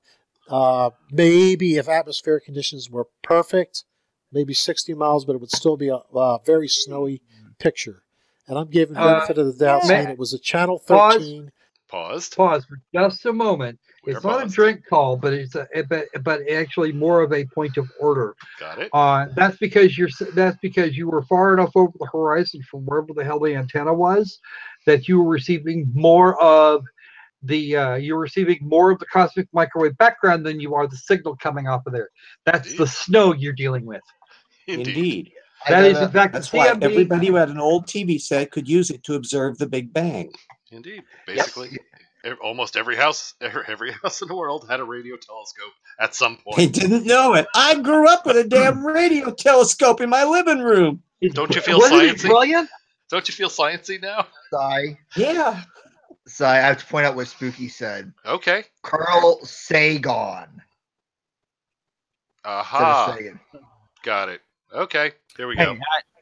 I felt sciencey when when my dad used me as the TV remote control, and I adjusted the vertical hold. At that point, I was horizontal. There were times when you had to go and reach for the damn antenna, and you functioned as a better antenna than the antenna did. I did that as well, dude. Bingo, bingo. We old farts know the ancient days before Danny. Believe me, that was still the case in the late 70s. Trust me. RJ, I've done that before too. I know I believe my grandma had on my mom's side had one of those, and I had to do that. But I was like 8 or something. I remember that. So yeah, even the young folks remember it. If you had grandparents who still had that TV. Again, how old are you, bud? I'm 28. Well, almost 28 in May, 27. Oh, you're a freaking youngin', man. Yeah, I played with the antenna like that too. Yeah, so like I said, even us young folk know it if we had grandparents who still had that. Okay. My grandma did. Oh, and Copernicus, that's why a lot of people still call remotes clickers. Yeah. Well, and also the first remotes actually made a clicking sound, and they were wired. Indeed. Yes, there were clickers that sent out an audible tone. Did you never get with one of those?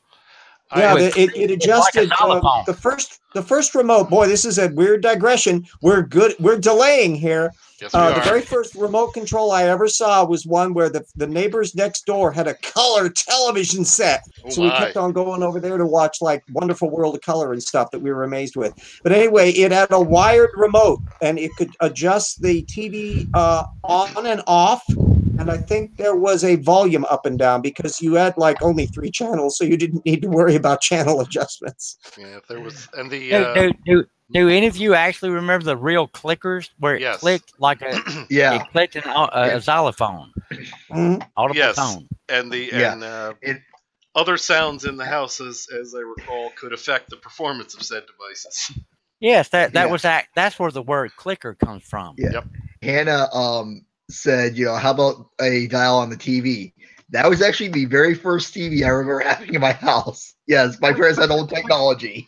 And fine tuning. Oh yeah, I fine tuned to the antenna, and I did a vertical hold. Mm-hmm. Do you like the fact that we veered completely away from the subject, which is our idiot here, and we're talking about transmission and all of the history of the broadcasting industry?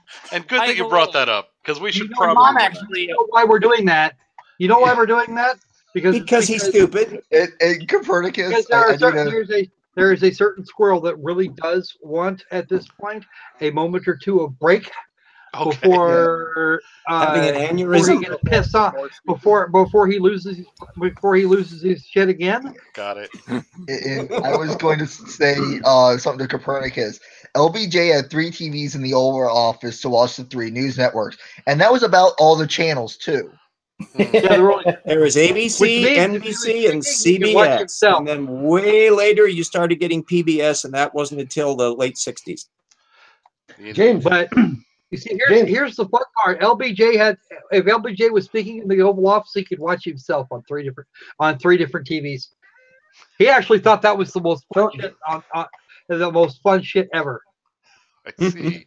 I'd have to. James and Jeep, I have a question. Shouldn't we ask Sai to put in a link in the description about vertical hold, because I think nobody knows what that is.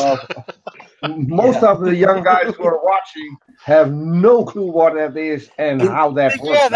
In the ancient days, televisions could malfunction, and the image would fall out of synchronization and would produce this like elevator effect, jumping up and down. Yeah, people in the modern era, like anytime after 1970, would have no idea about what the hell that was because the television circuitry eliminated it. So the best way to describe it. Believe it or not, RJ, I'm gonna kick you back there about 10 years. In 1980, we still had all of that shit. I remember it clearly. By 1980, I had a monitor TV, so I was a little bit ahead of you. I've seen a lot of that. I didn't know what it was called though. I have one thing to say for any of the young folk out there who might need help with understanding. The best way to describe it I can think of: the Bugs Bunny Roadrunner movie, when Bugs Bunny is doing the animation with Daffy, and you have the split screen where like half of Daffy's on the top, half of Daffy's on the bottom, and the top half of and the bottom half is on the top half of the screen. That's what they're talking about. There you go. That's also, well, sometimes the actual film projector in real physical film, because that was made in the 40s before television emerged. And that could occasionally occur where there could be a synchronization where the pins in the film would fall out of alignment and the image could get struck. But anyway, that's Duck 'Em Up, the greatest cartoon ever. And the way you fix this, I always slap the side of the TV. Yes, the very first one with the dial on the thing. Yeah, it had that problem. So what it comes down to is Looney Tunes. Is that correct? Something like that. Yeah, the best example Wait. I got a second. I got a follow up to that. Okay. Now we're dealing with Looney Loons. Yeah. No. That would be Mr. Thrive and Survive and his buddy Jaronism.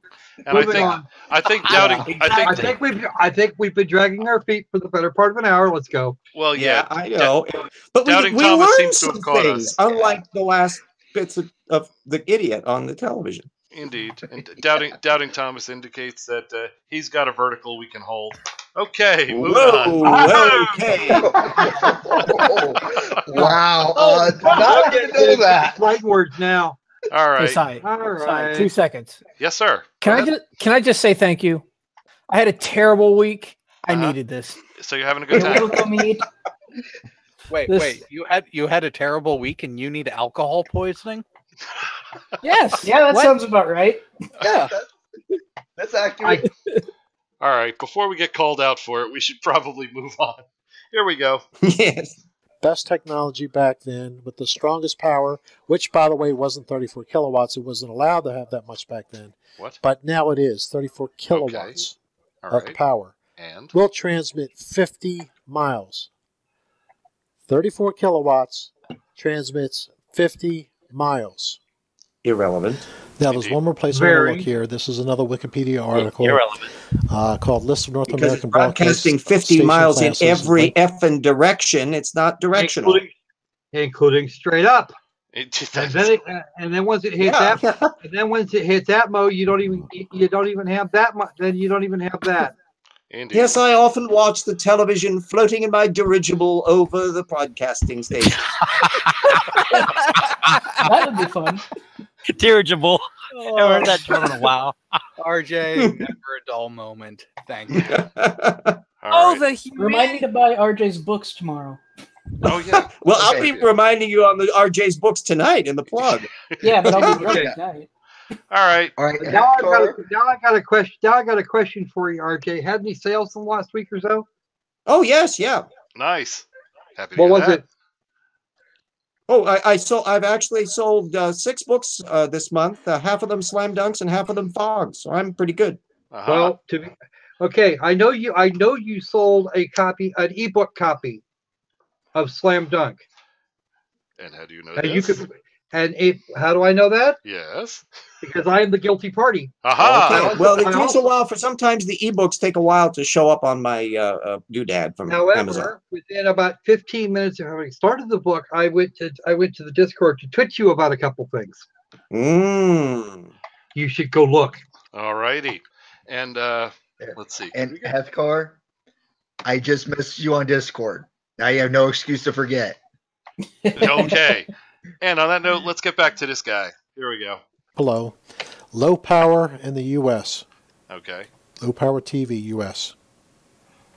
What about it? VHF. These are the channels I was just talking about. 2 to 13. These are the most efficient. Okay. There's no more efficient transmission of television than this, guys. There just isn't. Everything else uses more power. Everything else. This is why VHF was picked. Whoa. Okay, that sounded like a... Yes. That's not just a click. That's just plain wrong. All right. Okay, did I miss something? What particular point? Doorknob Head said Twitch, Fred Flintstone song classic. I remember the episode of the Flintstones. was such a good one, but it's just like, where did Twitch? Did I miss something? I missed something that someone said or on the panel or what?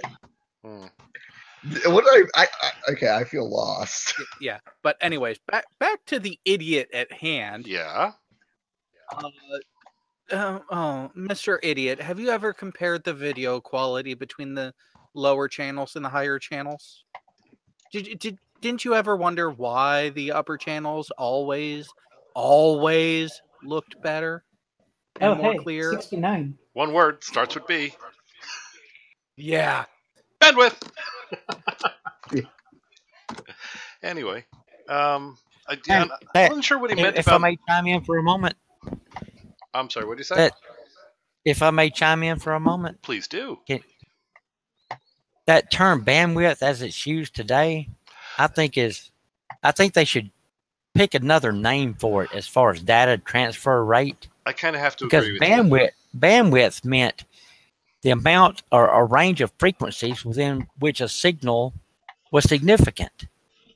And these days it means the total amount of data that you can transfer in a certain amount of time. I don't see the correlation there. I think they should use a different word for that. I've always thought that as well. Bandwidth was always the range of frequencies, like in a bandpass filter. Yes, because it's referring to, and that's actually why it was interchangeable between the two, because your higher bandwidth, your wider band pass meant you could push more data through that signal. So that's why they really are interchangeable. It's just wait. They're not interchangeable. They should get a different word. It may mean the ability to do something else, but it's still not descriptive. Yes, it is. The difference is calling it bandwidth. That is what allows you to get the higher data transfer rates. But the reference they're referring to the problem. And see, I kind of share the objection as well, because they're referring to they're using the term bandwidth to say I've got as a total amount. Yes, 1 gigabit bandwidth. See, it actually goes back to the old radio days. Band, what they mean, what the band in bandwidth means on a if you have a spectrum from 0 hertz all the way up to a bunch of gigahertz, and there's a chunk that you're going to transmit in. Say it goes from 120 megahertz up to 130. Yeah, it's a range of frequencies. Have your plus minus around your carrier frequency. Yeah, and it's called a band because that's how it was. Okay, we're using this amount of frequencies. Okay, color that in red. Within a range of frequencies. Yeah, but not a total amount. Yeah, can I confuse stuff a little bit more, because I've been active in the music industry, and for us that just means how wide the podium's going to be. Okay. All right, ladies and gentlemen. Such as the Trans-Siberian Orchestra. If you have a 3-man band, you don't need a wide podium, but if you have a 10-man band, you need a wide podium. Right, because it's more bandwidth. I get it. That's good. What about the Trans-Siberian Orchestra? Does it take a lot of bandwidth? Absolutely. Anyway, hell yeah. If I may ask a quick question, thank you. How far is it? How much do we have left on the video? Okay, see, this is actually a good question to ask. Most nights I shudder when someone asks that. We have covered almost 13 minutes out of 18. We are kicking ass. Oh, that's actually really good for us. That's really good. We've only been at this 2 hours. We lost. And that was with the history of television on top of it. Absolutely. Yeah, it was. And the clicker discussion and the bandwidth discussion. Yeah, but that's only because I'm here and it's my first time. That's more efficient now. Influence on us. Well, G, we do. I will be honest. We might be moving along faster, so that way we can. I'll tell you the secret as to why we're doing that. We're trying to cram as much stupid into one show for you at once, so we can scare you off. We don't like new people. If you can stick around after one night, you're good. You're okay with us. It's like the I'm an old person, right? Can I just demolish that statement, because I'm from Holland and I absolutely love his accent. Yeah, I recognize your accent as well. You're obviously Dutch. Yeah, and I'm well, I could do a German accent as well because that's Can we not do that? That's pretty much the only thing I can do. But no, but I love the accent. I'm a huge fan of Jeff Foxworthy, and he has this bit where he has this. Please don't confuse me with Jeff Foxworthy. Jeff Foxworthy. Y'all heard it. Jeff Foxworthy is on our show. He has this bit where he has this brain surgeon from the South, and pretty much this is what the show just turned in for me. It's a joy to listen to. So please come back every week. Yes. If I may, before we move on, if I may interject a little bit about myself.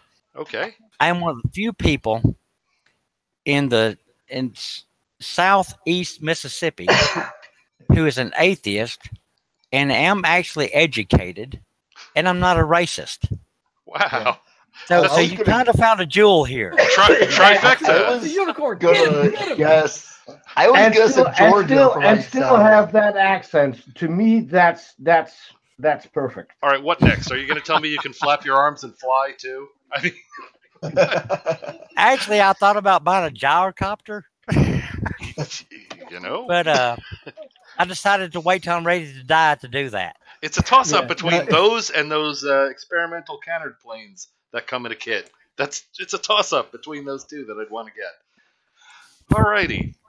Let us continue with... Oh, yeah. Did we ever establish what he means by it's more efficient to use VHF as the most efficient? He didn't support that. He just said that, right? No. He mentioned the power. Uh-huh. He probably means and here's the thing. And... So, what? He's looking at this 3 kilowatt versus 15 and therefore is assuming VHF is more efficient and ignoring the fact that the FCC does not limit... effective radiated power based on efficiency. Sai, we're 13 minutes into this video, and you still think that this guy is worried about efficiency? All right. Or accuracy, or understanding what the hell he's talking about? That's actually a very good point. Or where his brain actually ran off to? Yeah, I with any references to RF in general, I tend to babble on a bit. My apologies. All right, moving on. Here we go. The main channels in the United States is because it was the most efficient. There's nothing more efficient to transmit television signals. Damn, every time we say something, he comes up with it in just a few seconds later. Yeah, this guy is omniscient. I mean, that was a really. predicted drink. We're augmenting that, and that is a just plain wrong as well. So, duly augmented. Did we drink on just plain wrongs? Only the drink call. Damn it. Each drink that all call. depends on how much you have to forget in life. Yeah. The I have a load I want to forget in life. Or Jeep, or how much do you hate your liver? Yeah, really. My liver actually enjoys me. I see. I'm impressed because I know my liver went on strike the last time I had booze here. So. All right. So gotta say, Peter, this Grolsch, there's a problem with it. It's too easy to drink. I know. Many more of these have disappeared into the mug of truth than normally occurs on a movie night. All right, we better get back to it. Here we go. You're welcome. You're welcome. Alcohol. It's fine. Sai, you have to try Buck beer. Nice dark red, a lot more alcohol. It's even better. I will take your advice and give that a shot. All right. And moving on. 3 kilowatts. Analog video. That's what we're talking about. Okay. 3 kilowatts. Right. How far does it go? Yes. At most, 50 miles. Then what happens? And then you get in all kind of fuzzy stuff. Now, people don't know that today because everything's digital, and you got these antennas that bring in the digital signal. But if you happen to live somewhere where they have an analog signal, this is the lowest figure I can figure, 3 kilowatts. This is roughly equivalent to what they used on the moon. If they used every stinking ounce of power on the moon. Frank. Okay. Yeah, I had one. Whoever got it before me. No. It was me. Go ahead. Okay. And no, that's not the power that they used from the moon. How many times do we have to remind you? Yeah, I think asked and answered, right? Absolutely. Yes. Absolutely. Yeah, I was going to say asked and answered because of the fact there's no air. Well, And It's about permeability and permittivity. Lines, there's all the fun things in the universe. We're also talking about tight band transmission coming from lunar orbit all the way down to the planet. Lots and lots and lots of listening stations, not all of which were American. Americans were not the be-all, end-all of television or transmission efficiency. Do I need to continue? Yes, we are. There he goes talking about those mythical other countries again. All right. 50 cents.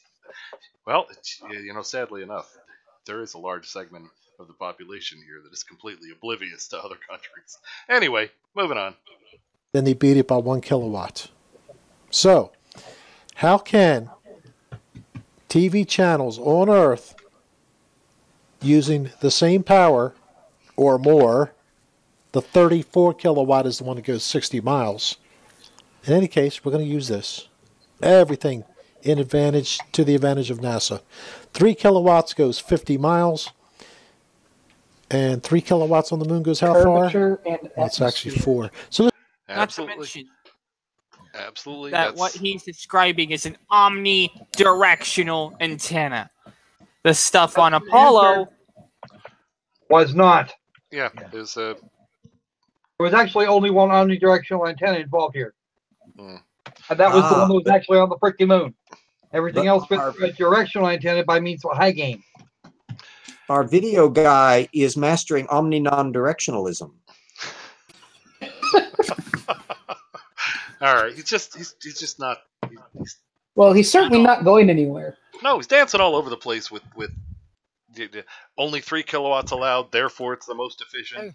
And who is this guy, by the way? This I don't is even Mr. know who is. This is Mr. Thrive and Survive. He's just conspiracy. Does he have any credentials at all? No. Okay. He's a flat earther. What do you think? Does stupid count as well, thank you. That's all I need. I just thought of one thing actually on him to question when he was talking about the digital signals and that. I thought of it, forgot it, but I just remembered it. Why? How? Where are those digital signals? Where do they come from? A satellite. So yeah, kind of makes sense there. We get it from a satellite.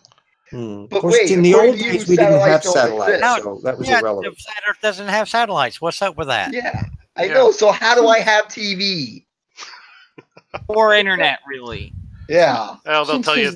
They'll tell you it's towers. That's. Ooh, I know this one. I know this one. Towers. Cap, towers. How do they work? Yeah. Cap. Flat Earthers don't get their TV signals from satellites. They all have cable. That explains it. Cables. Absolutely. All right. Here we are. 14 minutes in. We're kicking ass. Here we go. let's give it 1/4 more. Actually, let's give it double. Let's give it double. Oh my 6 kilowatts. So it goes 100 miles. Ooh. That's not how that works. Because that's how it works, If you every time you double the power, you go another 100 miles. That's a new law of propagation. I'm actually calling the drink on that one, and dude, it is not a linear progression between output power and transmission distance. Agreed. And from the moon, double the power, 3 decibels, right? Exactly, and from the moon, they didn't have to deal with. They didn't have to deal with a big hump of Earth between a basically linear signal. Yeah, and the thing is, I'm not super knowledgeable on this electrical and waves and transmission stuff. That's way out of my area of expertise. Logarithmic ratio is what it is. Yeah, but here's the thing: I even know that's wrong, and I don't understand half this shit. Just tying it directly to the power output, ignoring that from the moon. There's no big hump of dirt between transmission and receiving. Yeah. So if I can realize you're wrong, you're just plain wrong. So what are we saying? Give him another click? Is that what you're saying? Yeah. Yeah, that's a click call. If I can determine that it's that. All right, since we have it up. Should we add Cap's last one to the quotes, because that's not going to do him any favors if he's saying that if I can see it's wrong, then you're plain wrong. Throw it in there. Throw it into quotes. Oh God! Gentlemen, I'm afraid I must step back for a few minutes. Okay. So that I can get my brain back in my skull where it belongs. All right. Well, we'll be here. Peter, that's only in regards to radio transmission. Hey, okay. You didn't say that. You didn't say that. I did say it later on. Don't quote mind me. Cap, you've seen the quote section, and you guys have done it to me, where you take a specific quote, and that's what you post. So, that was Karis. Well, I have not quoted you at all. That was Karis when you get originally. such good quotes, what the hell do you expect us to do? I'm going to talk you into picking up the water bottles like that. Alex, water bottles? The empty water bottles, so you can fill them while I'm in the bathroom. What, everybody getting this? Everybody, all right. Probably what I life. Make sure you log out. Should we tell Squirrel not to drink anymore from here on? Yes. All right. On that note, you're talking to yourself again. Moving on, comments. Oh my, we better move on then. Moving on. And if they used 100% of the power, they're not keeping air conditioning or heating going on in the lunar module. The computer's not working. The oxygen inside isn't going. It's not keeping the inside. All right, that's just stupid. No need to respond to it. That's just stupid. He's saying if they use it, it hurts. That is just. Yeah, okay, so if you yes, turn on the radio, it does hurt. Turn on the radio, everybody dies. That's what he's saying. Pressurized and all that kind of stuff. Everyone light systems. Again, no loss of power because of going through inverters and different wires and different things like that, which cracks me up. There's a picture, if I find it, I'll put it in here, which showing the camera outside in supposedly 251 degrees Celsius temperature in the sun, and it's got the regular plastic coating on the. We are paused. We got to give Hannah credit for that last one. Oh my, I just saw it. Oh God, that's bad. Oh yeah, that's awesome. Yes, this hurts too bad. That is fucking awesome. All right. And well, with that, she tries harder. She isn't even able. All right, Hannah, if you're on the Discord server, put that in quotes. Put that into quotes channel. That's great. That was a great one. Or is that quotes or puns? Oh, puns. Yeah, that's that's puns. fun. Yeah, did I say quotes? I meant, No, it's both. that goes in puns, definitely. Nice. All right. That hurts. Moving on. Wires going to it. It's just absolutely insane that we believe this stuff. Anyway, so. You think we got to mute Squirrel? Probably. Yeah, just out of politeness. It's just so much more interesting than what we're launching. Here we go. We have muted Squirrel. Hopefully he'll realize it when he comes back and not talk to dead air. All right. Here we go. Moving on. I'm still hearing Squirrel. How the hell can that be? Squirrel's not muted. I just freaking muted him. What the hell? Boo. What? Yes. God damn it. All right, you're back. Say you're back then. I have returned, yes. All right, And welcome back. Before you do the moving on thing, I have one more note to make. Is it about the Real water quick bottles? What? Is it about the water bottles or the logging off? Did you get all the water bottles, Squirrel? Got it. I forgot to mute the mic. I muted you guys on this end though. All right. Now, please note this number up at the top of his at the top of the critter there.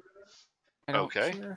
It says 3 kilowatts analog, right? Uh-huh. But if we go back a couple of minutes, he was talking about a WABC broadcasting at 34 kilowatts. And then he turned around and conflated it. The goalposts have been shifted again.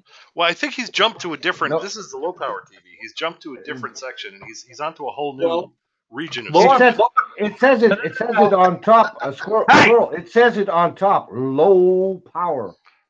Can I see the top of the screen? I got a comment.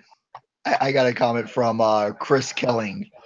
Let me know when we have 21.1 gigawatts of power. 21.1 gigawatts. No, we get there. We're gonna go back in time. Yeah. I will. Since we're going back in time, Sai, can I refer to this television show which was on while we still had analog television, which was about two truckers? Do you remember that? I don't. Not necessarily. Be more. It was called Moving On. Oh, okay. Wow. Very subtle. I was going to point something out, piggybacking off of what Crocosquirrel said, though. Okay. He is completely ignoring that the WABC or whatever was broadcasting at 34 kilowatts and had a range of about 50 miles. And then he came to this and said, this is broadcasting at 3 kilowatts and has a range of 50 miles. But if you double that, it'll have a range of 100 miles. That's where I was. Something with 34 kilowatts. That is, in fact, exactly where I was going there with that before I was interrupted. Thank you very much for running that out for me. I appreciate that. Oh, you're welcome then. All righty. Yes. Hill just left. Oh. Well, he left. Hill. He's not my dead. God. We killed Hill. You bastards! All right, moving on. No, not yet. You bastards. Okay, now moving on. Doubling the power gives 100 miles, way more than what they could possibly use on the lunar module. And what are we told? We are told that only 4 kilowatts, if they use the entire max, risking being able to take off, they were able to transmit 232,000 miles. Okay. You know what? I'll let it go. But Not only that, but the moon was moving, the Earth was moving the entire time. All they did was go out and stick the antenna out and point it straight up in the sky. There was no rotation of the antenna, nothing like that. It's Look at be a mind that isn't worth wasting. No rotation of the antennas. That's only accurate for the lander. So I think that merits another drink call. Yep. And the lander, and the other lander, and the lander only had to go up again. Once again, only about 80 kilometers or so. Indeed. Do you think he's smart enough to be picking the facts that support his argument, or do you think he's probably? I don't think he's necessarily that smart. He just realizes that the correct facts are going to tank his fucking argument. Maybe, or he may have had his argument ahead of time and just picked a bunch of things that seemed to support that. All right, good enough.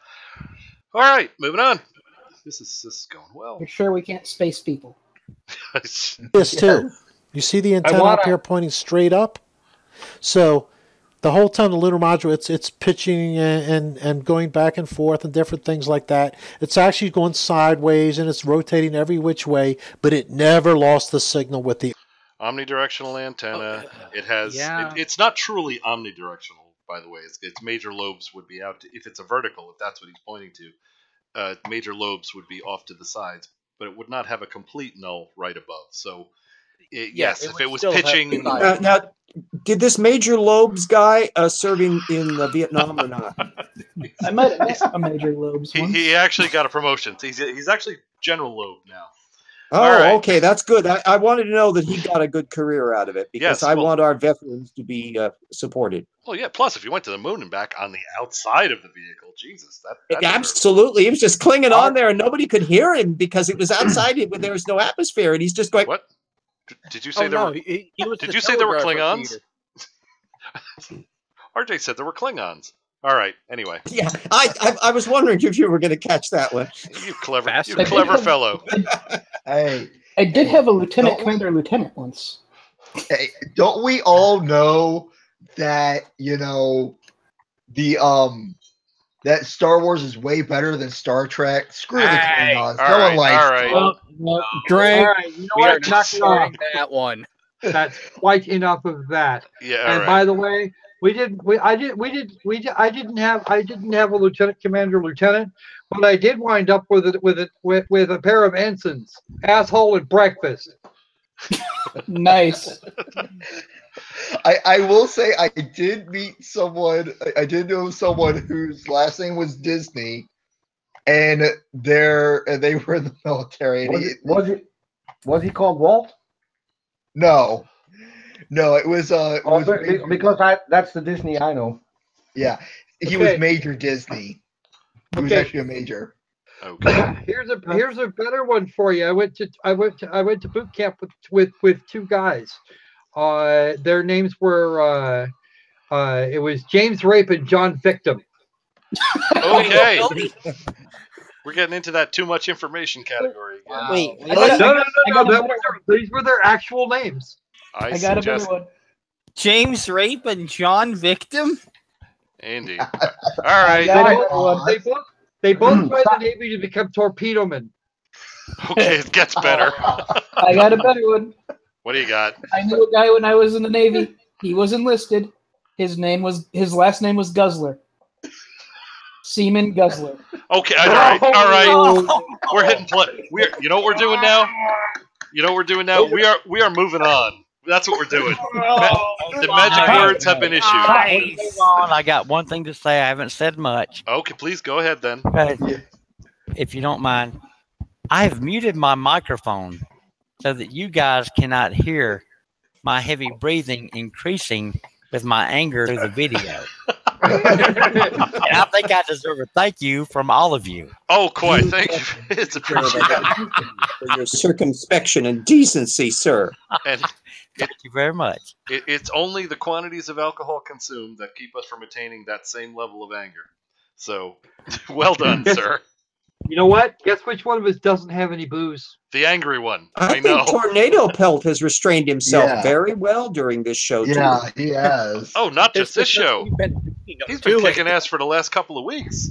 Anyway. Yeah. He's been really just positively well-mannered. What's happened? Have you been taken over by pond people? Yeah. All right. Okay. RJ, you really show your age on that reference. Wait. There's been multiple remakes of the Invasion of the Body Snatchers, Buckaroo.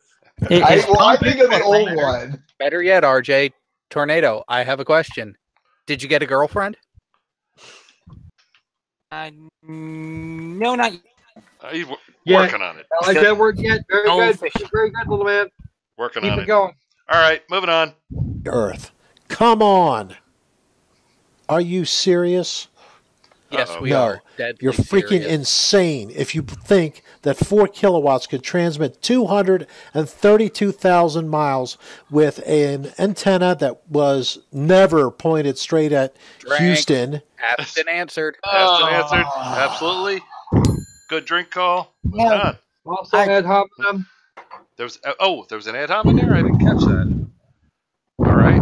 Yeah, saying it was crazy if you believe this. And, all right. Either that or you actually understand how this shit works. Yeah, that works. Good enough. Actually. I actually had kind of a drink call myself. Oh, what do you got?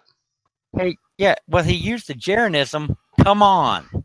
Use of evidence. I mean, shouldn't that be a drink call by now? Yes. I thought that was Russian vids. Absolutely. No, Russian vids is look at how fake that is. Jaren is right. Jaren is come on. So that gets an augment. Like, come on, people. Yeah. If we hear a look at how fake this is, that's Russian vids. All right. Okay, excuse me, my bad. I'm getting all mixed up.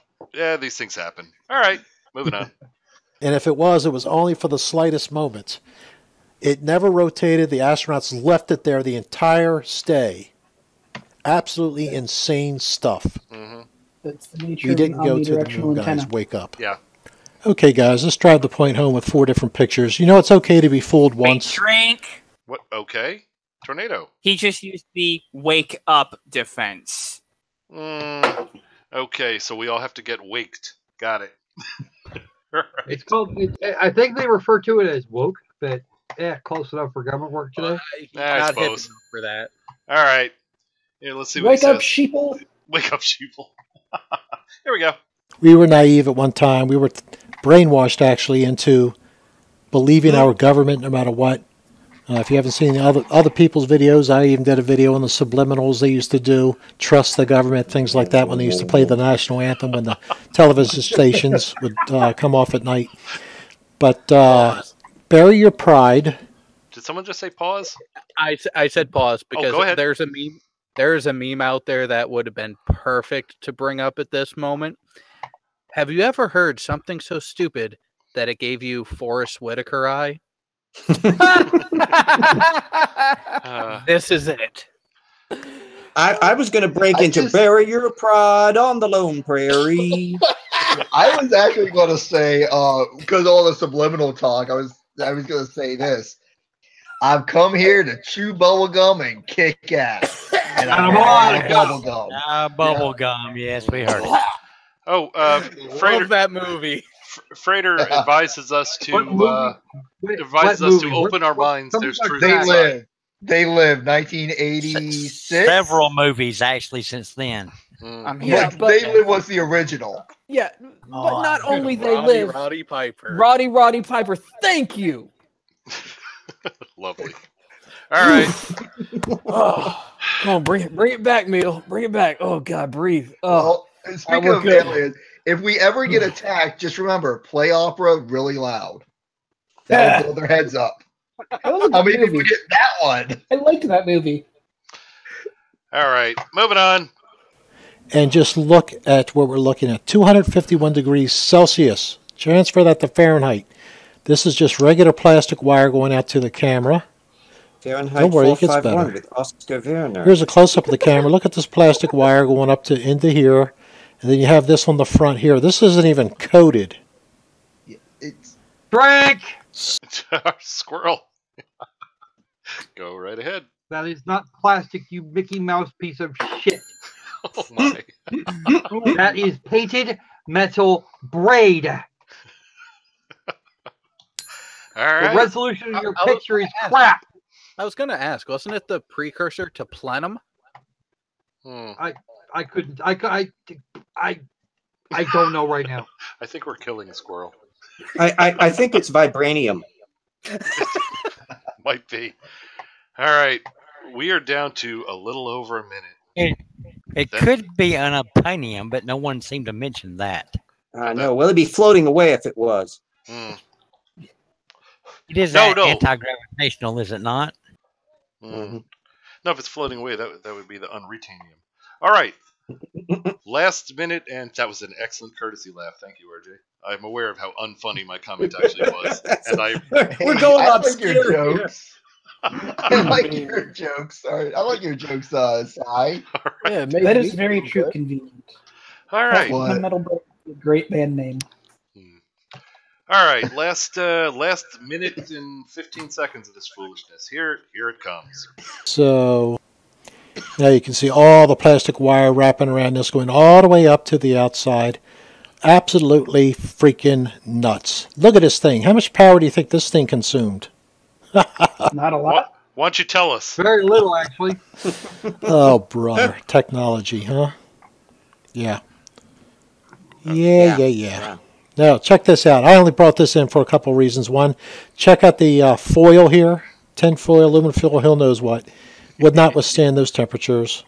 But here's the thing that cracks me up. Look down here at the pad. There's aluminum withstands my oven. Squirrel, tell us about the tin foil. The tinfoil was to protect the innards from radiation, you retarded fuck. Oh my. Aluminum to all the retarded fucks in the world. Aluminum most aluminum then, and that's not even aluminum, it's bloody mylar. Can readily withstand temperatures up to 1800 degrees Fahrenheit, of course. That mylar actually is damn near impervious to heat. The reflective surface bounces most of the radiation off. That's why they use. That's why they wrap shit in it. So he's implying that this guy doesn't know Jack. I think. Is that? Yeah, I think it sounded a little like it. Yeah. Can I guess where he's going next? Can I guess where he's going next? He's going to tell us that the lunar module landed on plastic dinner plates. Let's see. You know, that's a good call. Those, in fact, are not plastic. They're not plastic either. They're, again, coated metals. Indeed. They're frisbees. Just as an addition to what was already said. Yeah, of course. How could I not see that, RJ? You see, I'm here as your technical advisor on Woo. Yeah, those were the thing back in the day when they had the moon landings. We all had frisbees, so yeah, that would be obvious. And frisbees fly, right? There. Okay, it's all frisbees fly. Yeah. Just as an addition to something that was already said, real quick. Mm-hmm. Since he added who knows what into his list of possible things that the foil or mylar or whatever was, yes. If you don't know what the hell it is, how can you make any statement about how much heat it can withstand? That's a damn good comment. Because good at conclusion jumping. Now, the reason he thinks it's foil is because he's used to seeing his tinfoil hat. Exactly. Let me add one more thing here. Okay. For purposes of weight, most of the metals in the LEM were either aluminum or titanium. Mm-hmm. Just fix this in your little brain. Both of them are titanium is actually stronger, but it scratches easier than aluminum. And is shitting expensive, although it has higher temperature characteristics. It does have much better temperature characteristics, which is why we would want to use it. Mm-hmm. It's not that vessel was not designed to survive reentry. All the structural members and those pads are actually titanium, so that you can actually put that down to fairly high at a speed greater than 0, and it would actually survive. But most of the LEM's outer skin was no thicker than a couple of pieces of tinfoil. Yes. Are you intimating that our video lecturer is an effing idiot? I think I've intimated. I think I've actually. Oh, okay. I just want to make this entirely clear, just in case any of us might have missed it for the last 15 minutes of this twaddle. All righty. That's I think he need actually a said definition of twaddle. We're looking at it. It's being demonstrated It's right called now. bullshit on a stick. That's exactly where he went with that. Indeed. I've had alligator on a stick. Is that similar? Bo says we got to get moving. All right. Yeah, All right. yeah. We're going. Bo's got to get to sleep. Understandable. Here we go. We should at least finish one video before midnight. Absolutely. There we go. Moving on. There's more dust in here than when it landed on the moon. The famous pictures where they're landing there, and there's no dust in here, and there's no blast underneath the... Oh, no, he is not going to go for that defense. Yeah, I'm on the defense thing. He's already gone there. He went there. It's already happened. He went there. Okay, idiot. Understand a bit about physics. There is no atmosphere on the moon. Return to So when particles get blown up due to the exhaust of the lander, it doesn't fall back down as quickly as it would on Earth. No resistance to motion. Collected in there. So Jared, are you saying that in outer space physics are different because of the lack of an atmosphere? Drink. What crazy talk is this? Squirrel, what are you calling Drake on? It's not the lack of the atmosphere. This one is going on to Cap because the hypocrisy is real now. You called me earlier for mistaking MrThriveAndSurvive for Jaren, and you've just done it yourself. Oh my! You have been called. I was asking about Jared's comment. Fight! Jared's comment. Jared. There's no Jared comment here. No, Jared. Jared. You know the guy with what looks like a chocolate lab? Yeah, he for was his profile pic. That guy. The subject. I was talking to him. Not Jared. How dare you use logic and reason in here? Yes, he is correct though, Squirrel. He was talking to Jared. He did not make a Jared reference. But whatever. To be fair, okay. I'm wrong. I know. Okay, you know what? I am wrong. I know how to be wrong. It's easy to do. I drank anyway. Anyways, back to the question. Yes. It's not so much the lack of atmosphere that is a factor to it, but it's also the lower gravity the lower little g. Yeah. I have to disagree with some. I have to disagree with that a little bit. Okay. I believe that motion, that kind of motion we're describing right here from a rocket blasting dust on the Earth in an atmosphere is actually much more complicated because you have to involve differential equations with air drag and weight of the mass itself. And turbulence. Yeah, and turbulence. Well, that's what I was saying. There's several different sets of differential equations that must be involved. I'm sorry if I'm mispronouncing because I'm a little bit intoxicated because y'all kept calling Drake a lot. But the thing on the moon is it's a much simpler situation on the moon without all these other factors. It's actually a simple parabolic path. Yes. Honestly, you don't even need a parabolic path. All you have to have is enough thrust in the right direction. Alrighty. There's no atmosphere, therefore it is a parabolic path. It represents Newtonian physics. Oh. Yes, and because of the lower mass of the moon, it actually ends up being a wider parabolic course on top of it. Mm-hmm. Every time. All right. All day, every day. Well, what I mean is it's two equations, basically. You got a vertical height and a time and a horizontal traverse of the moon and the time. Mm-hmm. As soon as the force is enacted on it, and it's that simple. On the Earth, it's much more complicated. Yep. Because of atmosphere and wind or wind gusts. Yeah. And someone drafting master in the comments has something for you. What do we got? What's that? It says, Jeep, don't mention differential equations. I still have nightmares from that class. Well, people who experience different equations would have nightmares from that class. Yeah. Viva la differential. Yeah. But they are involved in what I'm speaking of. Yeah, I've heard a lot of like that's a really hard class, and that's what I'm kind of dreading. No, see, DE3 is where it really gets complicated. Okay. Because you're talking about second and third order differential equations, and it takes half a day to actually work through the son of a bitch without a fucking calculator. Yeah. And back in '89 when I graduated, I went to school, went to college back in the late '80s. We didn't have the fucking internet or graphic calculators, and even if we did, we weren't allowed to use them to do that. We didn't have handheld computers. Hey, well, anyway. Actually, no. I have a question for Jeep. What was it like before Dirt? Oh boy! Let me tell you about that. What did you, Cy, and RJ do before they brought that first truckload of dirt in? I'm curious. It was very bright, and we had to have heat-resistant tennis shoes. This is a Nike plug, by the way. Thank you, Nike, for these tennis shoes. Well, I go so far back. I started out as a large nebula, and then I congealed and began to compress into a star.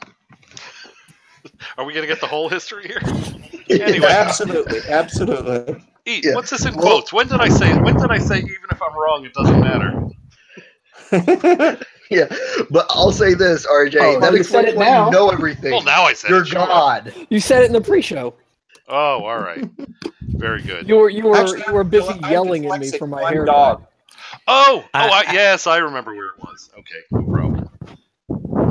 That was if I picked the wrong drink caller. Yes, I did say that and looked at. Yeah, good quote. Okay, let us. Before you move on, I'd just like to say I still have my grandfather's slide rule. I still have an old slide rule. I remember there was a stationery store in Spokane. Railroad. I'm actually one of these days. I actually have to hunt mine down. Display of slide rules, including round slide rules. Oh, those are fun. Once you figure out how to use them. No, actually, you want to know where I started learning math? On an abacus. Scary thought. So convenient just said, You guys are so old. When Ken Ham asks, "Were you there?" We could We were. Respond, yes. I gotta remember that one. That's good. Yes. No. Me and correct response is, fuck this yes, I was. suspenders guy. Yeah. So the And let me answer, guess. Hey, RJ, and all you guys, did you guys walk uphill to school both ways, 10 miles? No, it was 12 Yeah, fucking no, miles in the snow. Nope. Yeah. I was lucky. It was only 5 for me. Ha! Okay. all right. Last 36 seconds of this nonsense, and then we get to celebrate the demise of this video. Here we go. Yay! Oh, guys, bear your naivety, please. We never went to the moon. Okay. Take care, guys. Drink! Oh, one last thing. Barry, you're All right, No, scroll. that's not a drink call. That's a bullshit call. Okay. Yeah. I'm okay with that because I wanted another drink. All right. All right. I will then augment the drink counter. There we go. Also, the just plain wrong counter. Okay. Yeah. Going on to just plain wrong. Here we go. And I have a question. If we never went to the moon, why the hell can we shoot a laser at the moon and we can have it come back to us from the mirrors? Yeah. If we never went to the moon, how come the Soviets never called us on it? Yeah, they Yeah. definitely They would were have in at on the it. time. or the Asians or the Cubans. Like anybody. Okay, you got me on that one. All right. Because- Let us. Well, there were loads of political reasons there was a shitload of political reasons for them to call us the instant they had the opportunity. Yeah. Yeah. Well, And they anyways, still could. for Be very anyone out instant. there who is interested, I'm going to grab the link and put it in the live chat. There is a beautiful video done by Gem Panda where he actually chronicles how we know we went to the moon. And it covers a lot of topics about the Apollo missions. Even includes some footage from amateur astronomers who actually tracked some of the missions. Oh, how can we trust them? They're all just shills of NASA. Right. Just about everybody on the planet, except for like 6 people, are all in on the conspiracy.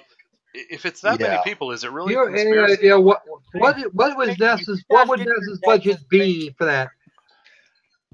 Oh, that's Why all don't they off give the a shit record check if that's true? expenses. They just keep that all off the record.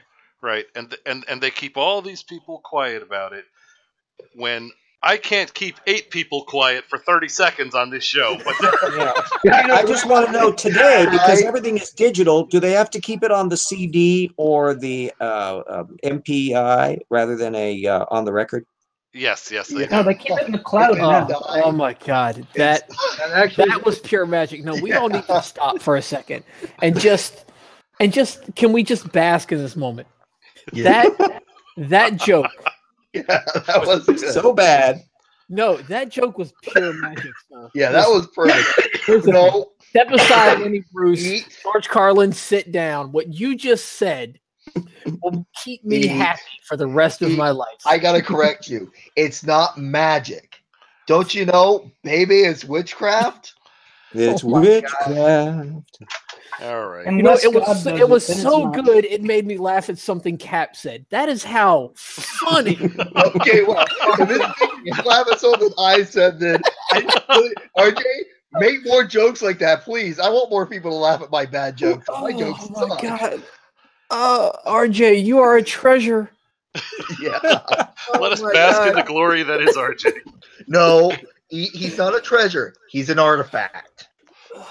Oh my. If you ask Mark, there's no difference. All right. How about we Wait. At a guess, we've got about 15 seconds of video left and about 10 minutes to cover it, shall we? Damn close. Would Indiana Jones say you belong in a museum? Yeah. Okay. I have a museum. Last 25 seconds. Here we go. It's all going to be just crap. So here we go. They never were able to land us ever. Right. Okay. 100% failure rate landing this thing. And yet they said, oh, well, they'll be able to do it. And sent it up, and then everybody perfectly did it. Wake up. Take care, guys. Bye. Okay. Wasn't that disturbing? I'll be damned, all the way through a freaking video on my first night. Yeah. That was it. Yeah, I know, right? What's Yeah. up with that? That was it, and we're Nope. just crowding. Fucking awesome.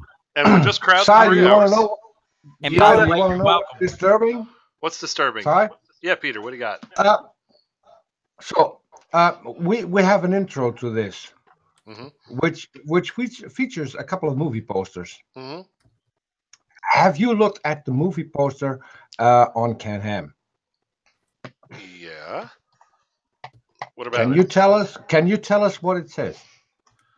You know what? From memory, after all these stupid drink calls, no. But I could probably go find it. It was based on 2 movies that were brought out, 2 movies that Robin Williams was in. Yeah. Night at the Creation Museum, right? Yes. And guess what they announced this week? What? They're going to have a night at the Creation Museum. Oh no. We need to stop influencing these people, because this is going completely wrong. Oh, on the other hand, that'll be fun. Look at that. Where's Groucho Marx when you need him? Here it is. Here's the poster to which he referred. Yep. Oh, Yes, Oh, my. there's my Deinonychus. Yes, let me pet it now. Yeah, but no, just no. That Can-Ham's creepy enough as it is without that voice. Yeah, that was an unsettling picture. Everything about Can-Ham is unsettling, and the fact that he pulls down $150,000 a year from his stupid AIG contributors is even more unsettling. Agree. Oh, and thank you, Fino. Thank you for bringing that back to memory.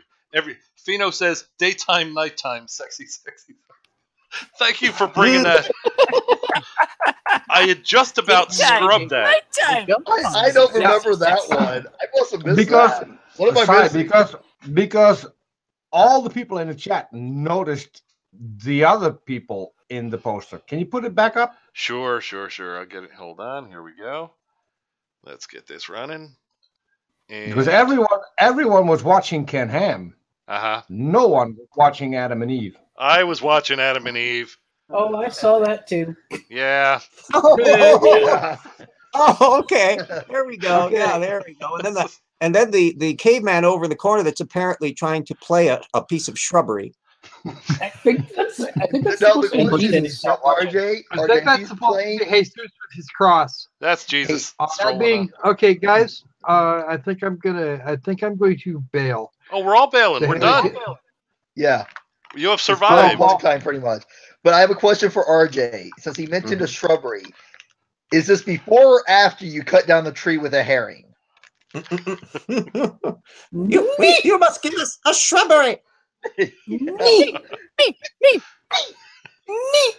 All right. Oh, Camelot. It's only a Although Superman could probably chop down a tree with a herring and obliterate the tree in the process. And if it's in Moscow, in the old days, it would have been a red herring. Look at that. You forced me into speaking pirate. All right. Oh, I thought you held Buster up for a second. No. Put a colander on your head. Indeed. All right. On that note, I gotta point out what Bo said. I'm sorry, it's just too good. Ken is a registered Rex offender. Oh, that goes in puns. That's always in good form tonight. That goes in puns. All righty. And on that note, let's see. Yeah, we're rounding about 3 hours. I think that's good. Let us advance to traditional plug and pug, as is the custom.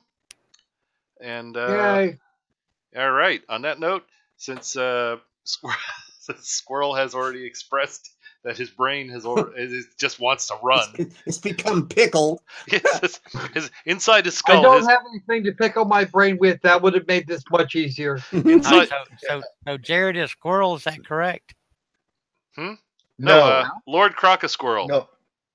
Yeah, Lord Croca-Squirrel. The humorous remark. Different. I'm trying to find it. Either Lord Crocoduck and the Croco Squirrel and all of that. It's a multiple illusion thing. We all Two have different completely names here, it different. seems, and I'm trying to figure out who's who. I'm just Cap. You'll get to know everybody. And I'm just me. If he comes back, remember he has to decide to come back. Yeah. I'm not sure. All right. I'm not sure if Yeah, Scientist Mel is going to be in For the doubt. record, You Master are welcome Chief, I am- addition to the show, G. Hey, all right with the for over the talking. record, I am the Lord of the Crocus Squirrels. Thou shalt fear me, especially when we've got shit going on. When we got space in our Okay. shit. Okay, I see Lord Quokka Squirrel. Okay. That's him. All right, then Squirrel, you want to do your plug, Squirrel? Sure, I do video games and the occasional science commentary. A few other types of different things over on my channel, the same name you've been hearing here.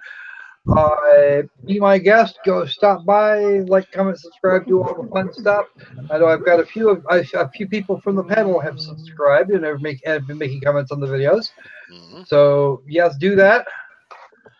And the live stream that would usually be for tomorrow will happen on Sunday at 1 o'clock.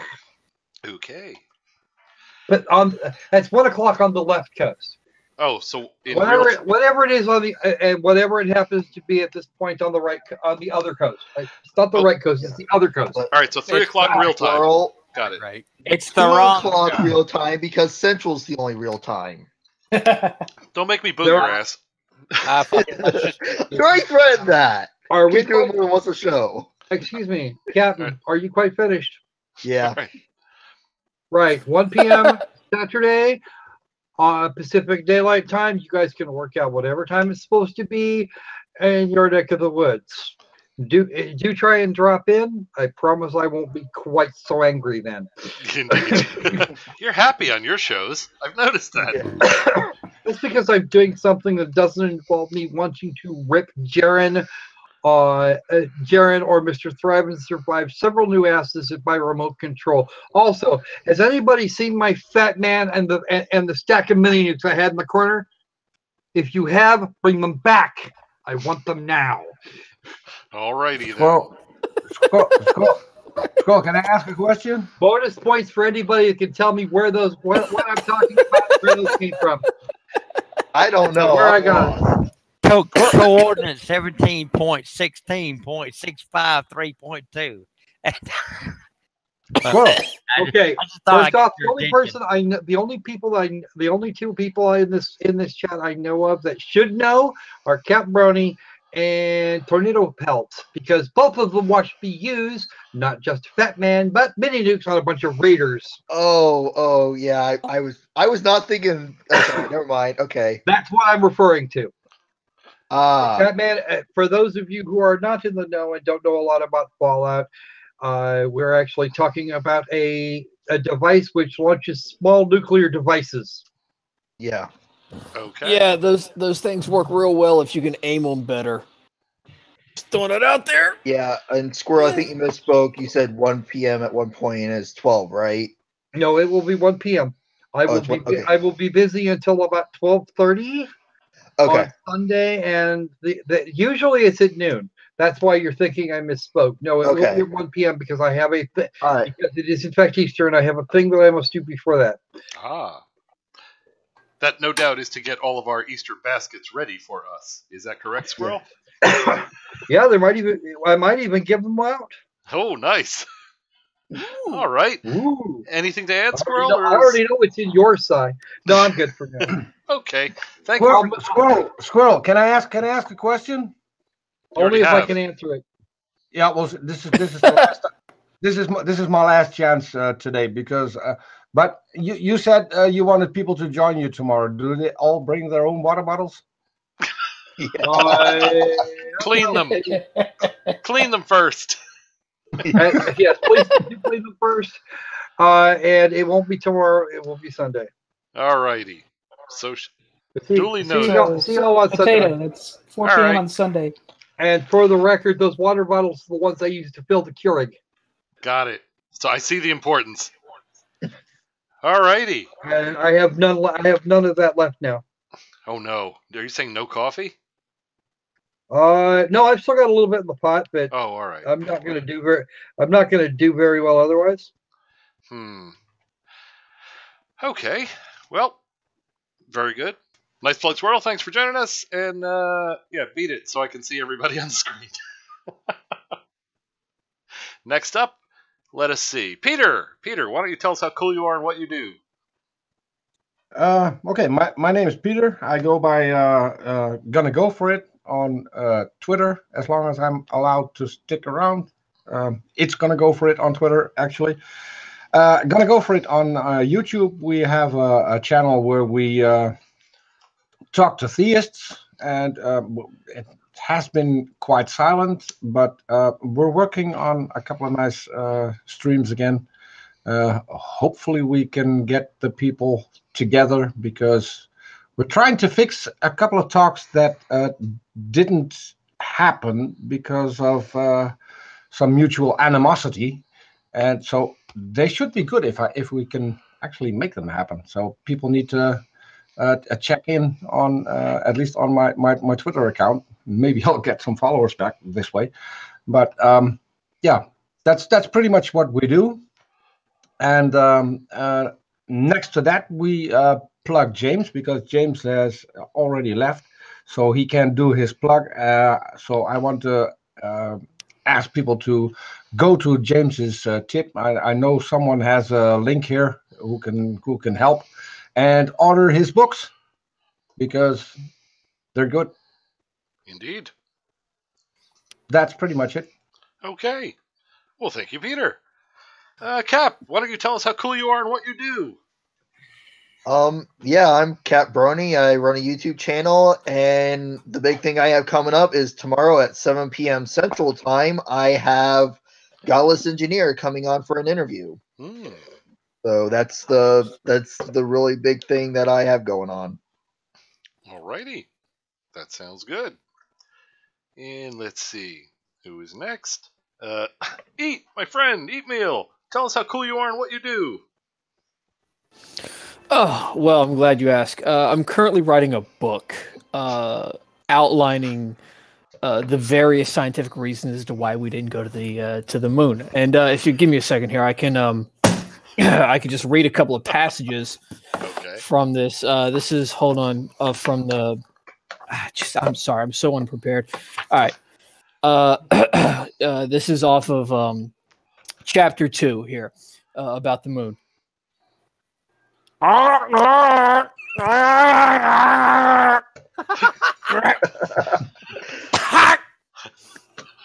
Lasers. I'm convinced. Don't. You said you wouldn't interrupt me. Oh, I'm sorry. Go ahead. I'm sorry. Here we go. Dust. If you want the rest of it, you have to buy the book. Understandable. It's available on Amazon. But obviously, that's scientific proof. So there. Is it going to be an audiobook version? Because I want to have that. You know what?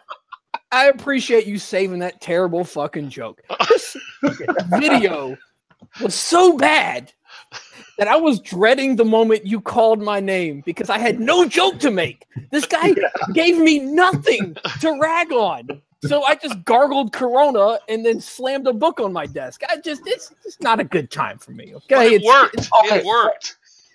So serious, Eat. Go on interwebs. For the next time, if you want to gargle, Google fucking hell. You might like it. It's for people who don't know and missed the entire show, we had a running thing which was called beer. Fucking hell is actually beer, and it's real. Oh yeah, no, I'm familiar. As a seasoned alcoholic, yeah, I'm familiar with fucking hell. I just wait. Do you go? I'm just not used to people, strangers, with that accent asking me if I want to gargle something. It's just it typically never works out well for me. So specifically with that accent, though. Yeah. Alrighty then. And Sai's gonna get a strike. Is there anything? Michael? My girlfriends complain pretty much the same thing. Go ahead. Do you go to meetings? Not a lot. I'm not allowed anymore. Well, no, I was asking Eat if he went to meetings. He said he was an alcoholic, and functioning. Only alcoholics go to meetings. Yeah, so exactly. If you don't go to meetings, right? Got it. Because I'm not a fucking quitter. Okay, I'm gonna ride this thing out. Oh my God, that joke was even worse. You know what? Can we move on? Right? It's clearly like hack night for Eat Meal. I don't have anything. Subscribe to Desert File. Right there. Boom. There you go. Eat. You can't go to meetings because we all know that you're Eat Meal, and well, those meetings are for anonymous alcoholics. Oh, you're right. Okay. I'm back. I'm back to the bad jokes. I'm good. We have James rejoining. So let's. I had an internet. So hate when that happens. All right, moving on down the list, and thank you, Eat. Moving on down the list, we have Heathcar. Heathcar, tell us how cool you are and what you do. I'm Heathcar, and I'm so cool that I make Pluto look like the sun. Ah. There you go. That's about it. That's all. All right, good enough. Hey, okay, Tornado, my friend. Tornado, my friend. Yeah. Tell us how cool you are and what you do. Well, I'm Tornado Pot. I am a gaming brony, and I also like science, and I like debunking the crap out of flat earthers, creationists, and also, if anyone looks on the Discord, I made a post called More Reasons Why Hovind is Stupid, which is a parody on More Reasons Why Evolution is Stupid by Kent Hovind. I do not claim evolution is stupid. No, that is something only Kent claims. And the interesting thing is he doesn't know that dogs not producing non-dogs is actually a prediction of evolution. But still, I debunk horse yay on the internet. I game, and I'm a brony. There you go. And I'm pretty awesome. Okay, then. Well, thank you, Tornado. All right. Yep. And I've got to go because I'm actually tired. All right. Off you go, young fella. Have a nice morning, I guess. See ya. All right. Next on the list. Howdy, young fellas. Indeed, kids. What can you do? Jared, tell us how cool you are and what you do. You're up. Wait, what? Who? Jared, tell us how cool you are and what you do. Oh, I don't know how cool I would say I am, but I'm just your average, typical smartass who likes pointing out to idiots when they're wrong, how they're wrong, and just how massively they can shove their head further up their ass and remove themselves from the intellectual gene pool. Well, that works. You know, maybe this isn't the time, but Jared, could you stop leaving messages on my answering machine? My mom is starting to complain. Oh, I thought she'd like them. All righty. Oh. On to, if there's nothing further, on to Jeep. Up to you. Tell us how cool you are and what you do. Well, my nickname is Jeep. It's been that way since I was about 2. I was probably 5 years old before I realized my name was Gary. My first 2 initials are GP. Instead, together, it comes out Jeep. I am probably the polar opposite of what most of the world thinks of the average Mississippian. I'm educated. I'm not racist. I'm not homophobic. And I actually realize that the world is not a fucking flat pizza. Allegedly. Jeep. Yeah, Jeep. I'll go with allegedly. Don't mention pizza. I'm hungry. Yeah, I am too. In fact, earlier, one of the demonstrations I saw several hours ago was this guy demonstrating how flat the earth is. And I thought to myself, damn, I want some fucking pizza. But anyway. Was that on GE's thing? No, it was actually on no, it was on GE's. Yeah, I was thinking that was where the guy with the glasses. They had the turntable and the flashlight. Yeah, I saw that one too. It made me want pizza, man. But anyway, I'm actually graduated in electrical engineering back in 1989. And as I said before there was fucking internet, and I would have graduated with a lot higher grade point average if there was fucking internet back then. But anyway, because it's a fucking tough field, man. It really is. Yeah. But I will go as far to say I haven't really done anything online as far as videos. I'm thinking about it. I'm considering, because someone here in Mississippi has to stand up and say, look, this is bullshit. Religion trying to control the average thoughts of the average person. It's just bullshit. I don't know how to put it other than that. Yeah. But evolution being discarded as a fact, that's insane. What, you know, when I was 7, I thought that cats were female and dogs were male. But by the time I was 9, I understood, well, you know, they probably had a common ancestor. But no, it doesn't work that way with the male and female thing. And I wasn't even taught evolution in school. Yeah. It kind of came natural to me. Yeah. It just made fucking sense. I can only say one thing. Go make that YouTube channel happen, because I want to subscribe. Indeed. I want to too. Yeah. I would. I definitely want to subscribe. I think you can count us all in. Seriously? Yeah. Oh, yeah. I will. And Jeep can come on my emotion hour. You guys think I really should? Really? Yeah. Yeah. Absolutely. Yeah. I mean, we will all probably, you know, subscribe to you. I mean, we all subscribe to each other, help each other out. So, yeah. Most definitely. I would suggest you do exactly what you suggest. Well, yeah, I mean, you should totally do it. I mean, I'm going to wait to see how the videos pan out. You know, I might wait a while. I have no experience in that, but I can figure it out pretty quick. Hell, if I can do it, I'm anybody can do it. Yeah, right. If RJ can crank those things out, dude, you can do it. If I'm allowed a soapbox for a moment, I will give a short anecdote. All right. When I was about 7 years old, I lost a tooth, and I told my mom and dad about it. And they said, put it under your pillow, and the tooth fairy come and give you money for it. I thought, well, that's fucking cool, man. I get money for teeth that I lose. I actually thought about knocking more teeth out, but that's another story. I got money for the tooth. Okay. I got 25 cents. This is 1972. 25 cents was big money back then. Buy a candy bar for that. It's shit, you could buy 2 candy bars for that, man. But by the time I was almost 8, I thought Tooth Fairy just didn't jive with the way I saw the world. I lost another tooth. I didn't tell my parents about it. I put it under my pillow. I was doing science before I was 8. You tested out. Guess what I found? Guess what I found under my pillow? A tooth. You're exactly correct. Oh, I was gonna guess that. It's not too damn far to jump from there to no Easter Bunny, no Santa Claus. Oh, what else? Don't tell me there's no Santa Claus. Santa's real. Santa is real. I will fight you on that one. Fight me, bro. Fight me. I should have put up a spoiler alert. I'm sorry, I did not.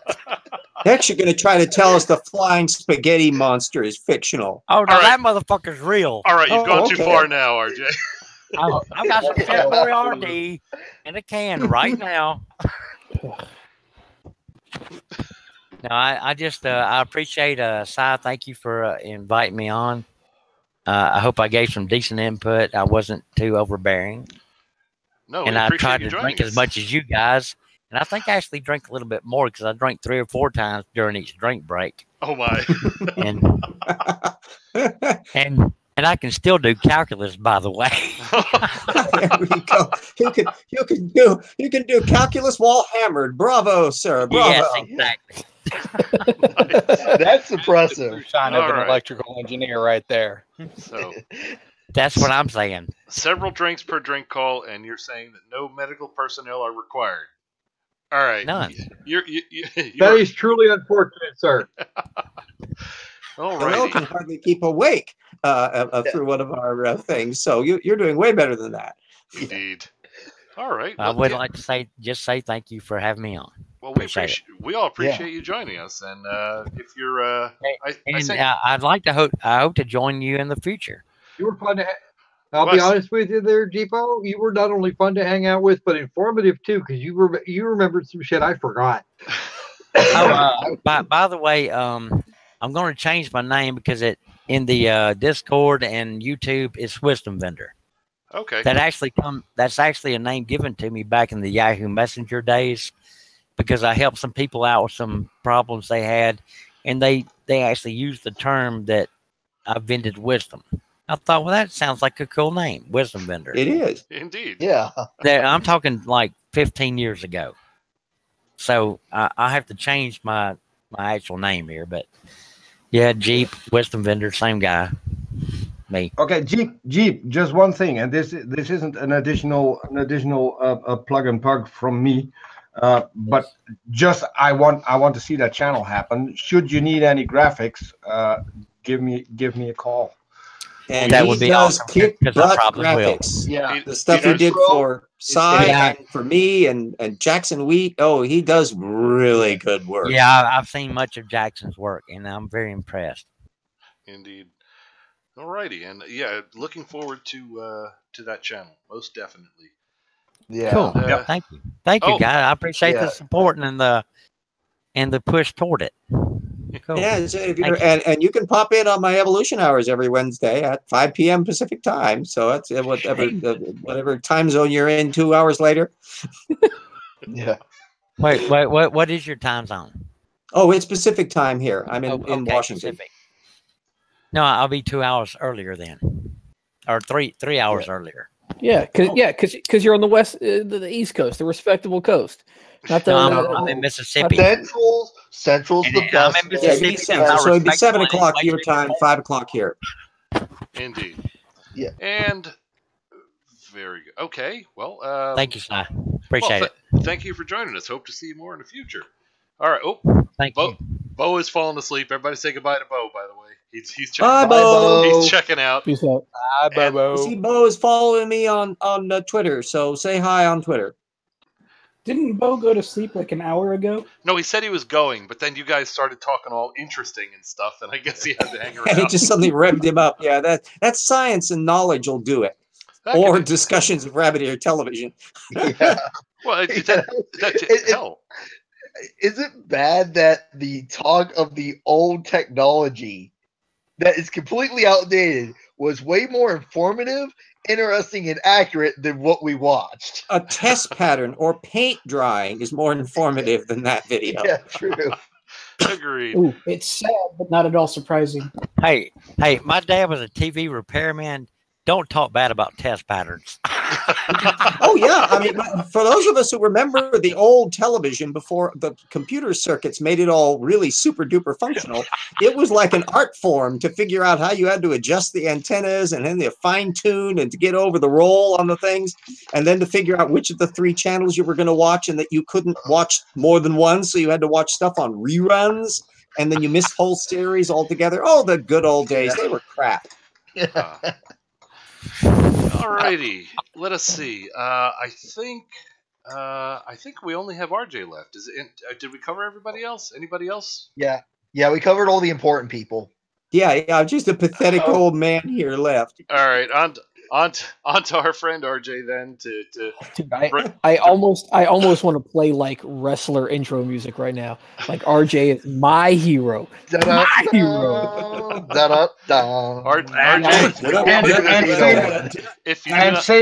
Same here, Cap. Because you might not know it, but you work up to a climax. Rim shot. All right. There we go. RJ, I'm not touching that one. If you do not mind, RJ, tell us how cool you are, what you do, and how we can help. Oh, well, I'm an old fart that's trying to flatten creationism and every other wooist everywhere, all together with everybody else that believes the same way. And I've been building up my Troubles in Paradise project, the methodology of creationism, where I demonstrate how easy it is to deflate creationists on a way that they've never been done before. And thanks to Cy, I've got my evolution hours every Wednesday. And I've written a kick butt book, Evolution Slam Dunk, which if you don't know anything about the reptile mammal transition, you'll know about it after you read my book. And then I've also got my Paralogs of Phileas Fogg novel out there. So I'm trying to hit as many grounds running as I can. Indeed. And I can vouch for Evolution Slam Dunk, and I believe there are some who on the panel who have looked into his other great works. Yeah, Paralogs of Phileas Fogg. I have a friend. She is a huge Jules Verne fan and highly praises it. So that was a tough one to hurdle, because anybody that's a hyper Verne fan, they're going to be looking for every little fiddly bit thing. But I did my homework. yeah. She said that some of the things where it's just like things that don't go anywhere, or it doesn't seem like it goes anywhere, he fills in the blanks. So really high praises from her. Well, there you go. Alrighty. I think we have plus covered the writer needs the royalties. Yeah. Oh, so you actually have a financial motive on it. Okay. Absolutely. Yes. And I got a GoFundMe too. So anybody who wants to throw some money there and convince all of their friends that it's a good idea to drop $5 in there, I'm not going to tell you no. Yeah, I know it's not necessarily a financial motive. I think it's more of an elementary motive. RJ likes to eat. Yeah. And pay the bills and have heat in the house. And all the little fiddly bits, because I'm a Social Security retiree, and so any supplemental income that comes in, so I can keep up with the project, is very helpful. I'm not running off to Puerto Vallarta on my yacht. Indeed. And we got to make sure RJ's okay, because he's as far as I know. Yes. Can I run to Puerto Vallarta on your yacht? I mean, yes. If I ever get a yacht, I'll let you know on that one. Nice. And like I said, we got to make sure RJ's okay, because he's the only person that I can get this from. Watch, magnets. See? Yeah. All right. I was going to say, how do they work? Anyway. Okay, magnets don't vary. I don't buy that varying field. All right. On that note, we have covered everybody. No transients. It is now time to, I believe it's time to bring on the pug, if nobody objects. Bring on the pug! Good night, everybody. Thanks for joining us. Here comes the pug. Night, everyone. Good night, everybody. Dude, seriously, Peter, like, this new graphic. Wow. I got one from Pino. Do you guys look at the chat, see what Pino said? What's he saying? Paul loves RJ. Paul loves RJ. Paul loves, yeah. Well, I can make Paul laugh. I can tell you that. Well, again, laughs are good. I still want to know what underly is. What? Oh, RJ. What is it? Oh, no, I see what you're doing. I don't. I'll tell you what. Flip open your copy of Evolution Slam Dunk. Pull it open, and the first couple pages of the introduction. Well, I'd have to go run off and get my copy of my book. Please do. Because I'll tell you now, I thought I was the squirrel here. Is it a typographical error or what? Oh, well, the word you were looking for was underlie. Yeah. But you wound up printing underly. UNDERLY. Oh my. Well, I will have. I won't be looking at my physical book. I'll be pulling up my damn main text so that I can correct it in the main text. Yeah, you might want to think about that. Yeah, you might want I'll think about that. Yeah. Everyone, I just spelled crocodile at one point, so there's a few little typos talking in there. And nobody's perfect, not even that I have correct methods, so I can correct things. You know what? I know that. You know that. I actually put that was one of the things I put in the Discord right after I coming in. There is something I have I'd like to say. I have a 1939 print of Darwin's on the origin of species. Ooh, Eddie. Oh, that'd be the 80th anniversary. Yeah. Maybe. Something like that. All right, that's it, everybody. Good night. Thanks for joining us. We'll see you next time. Bye. Bye. Appreciate it.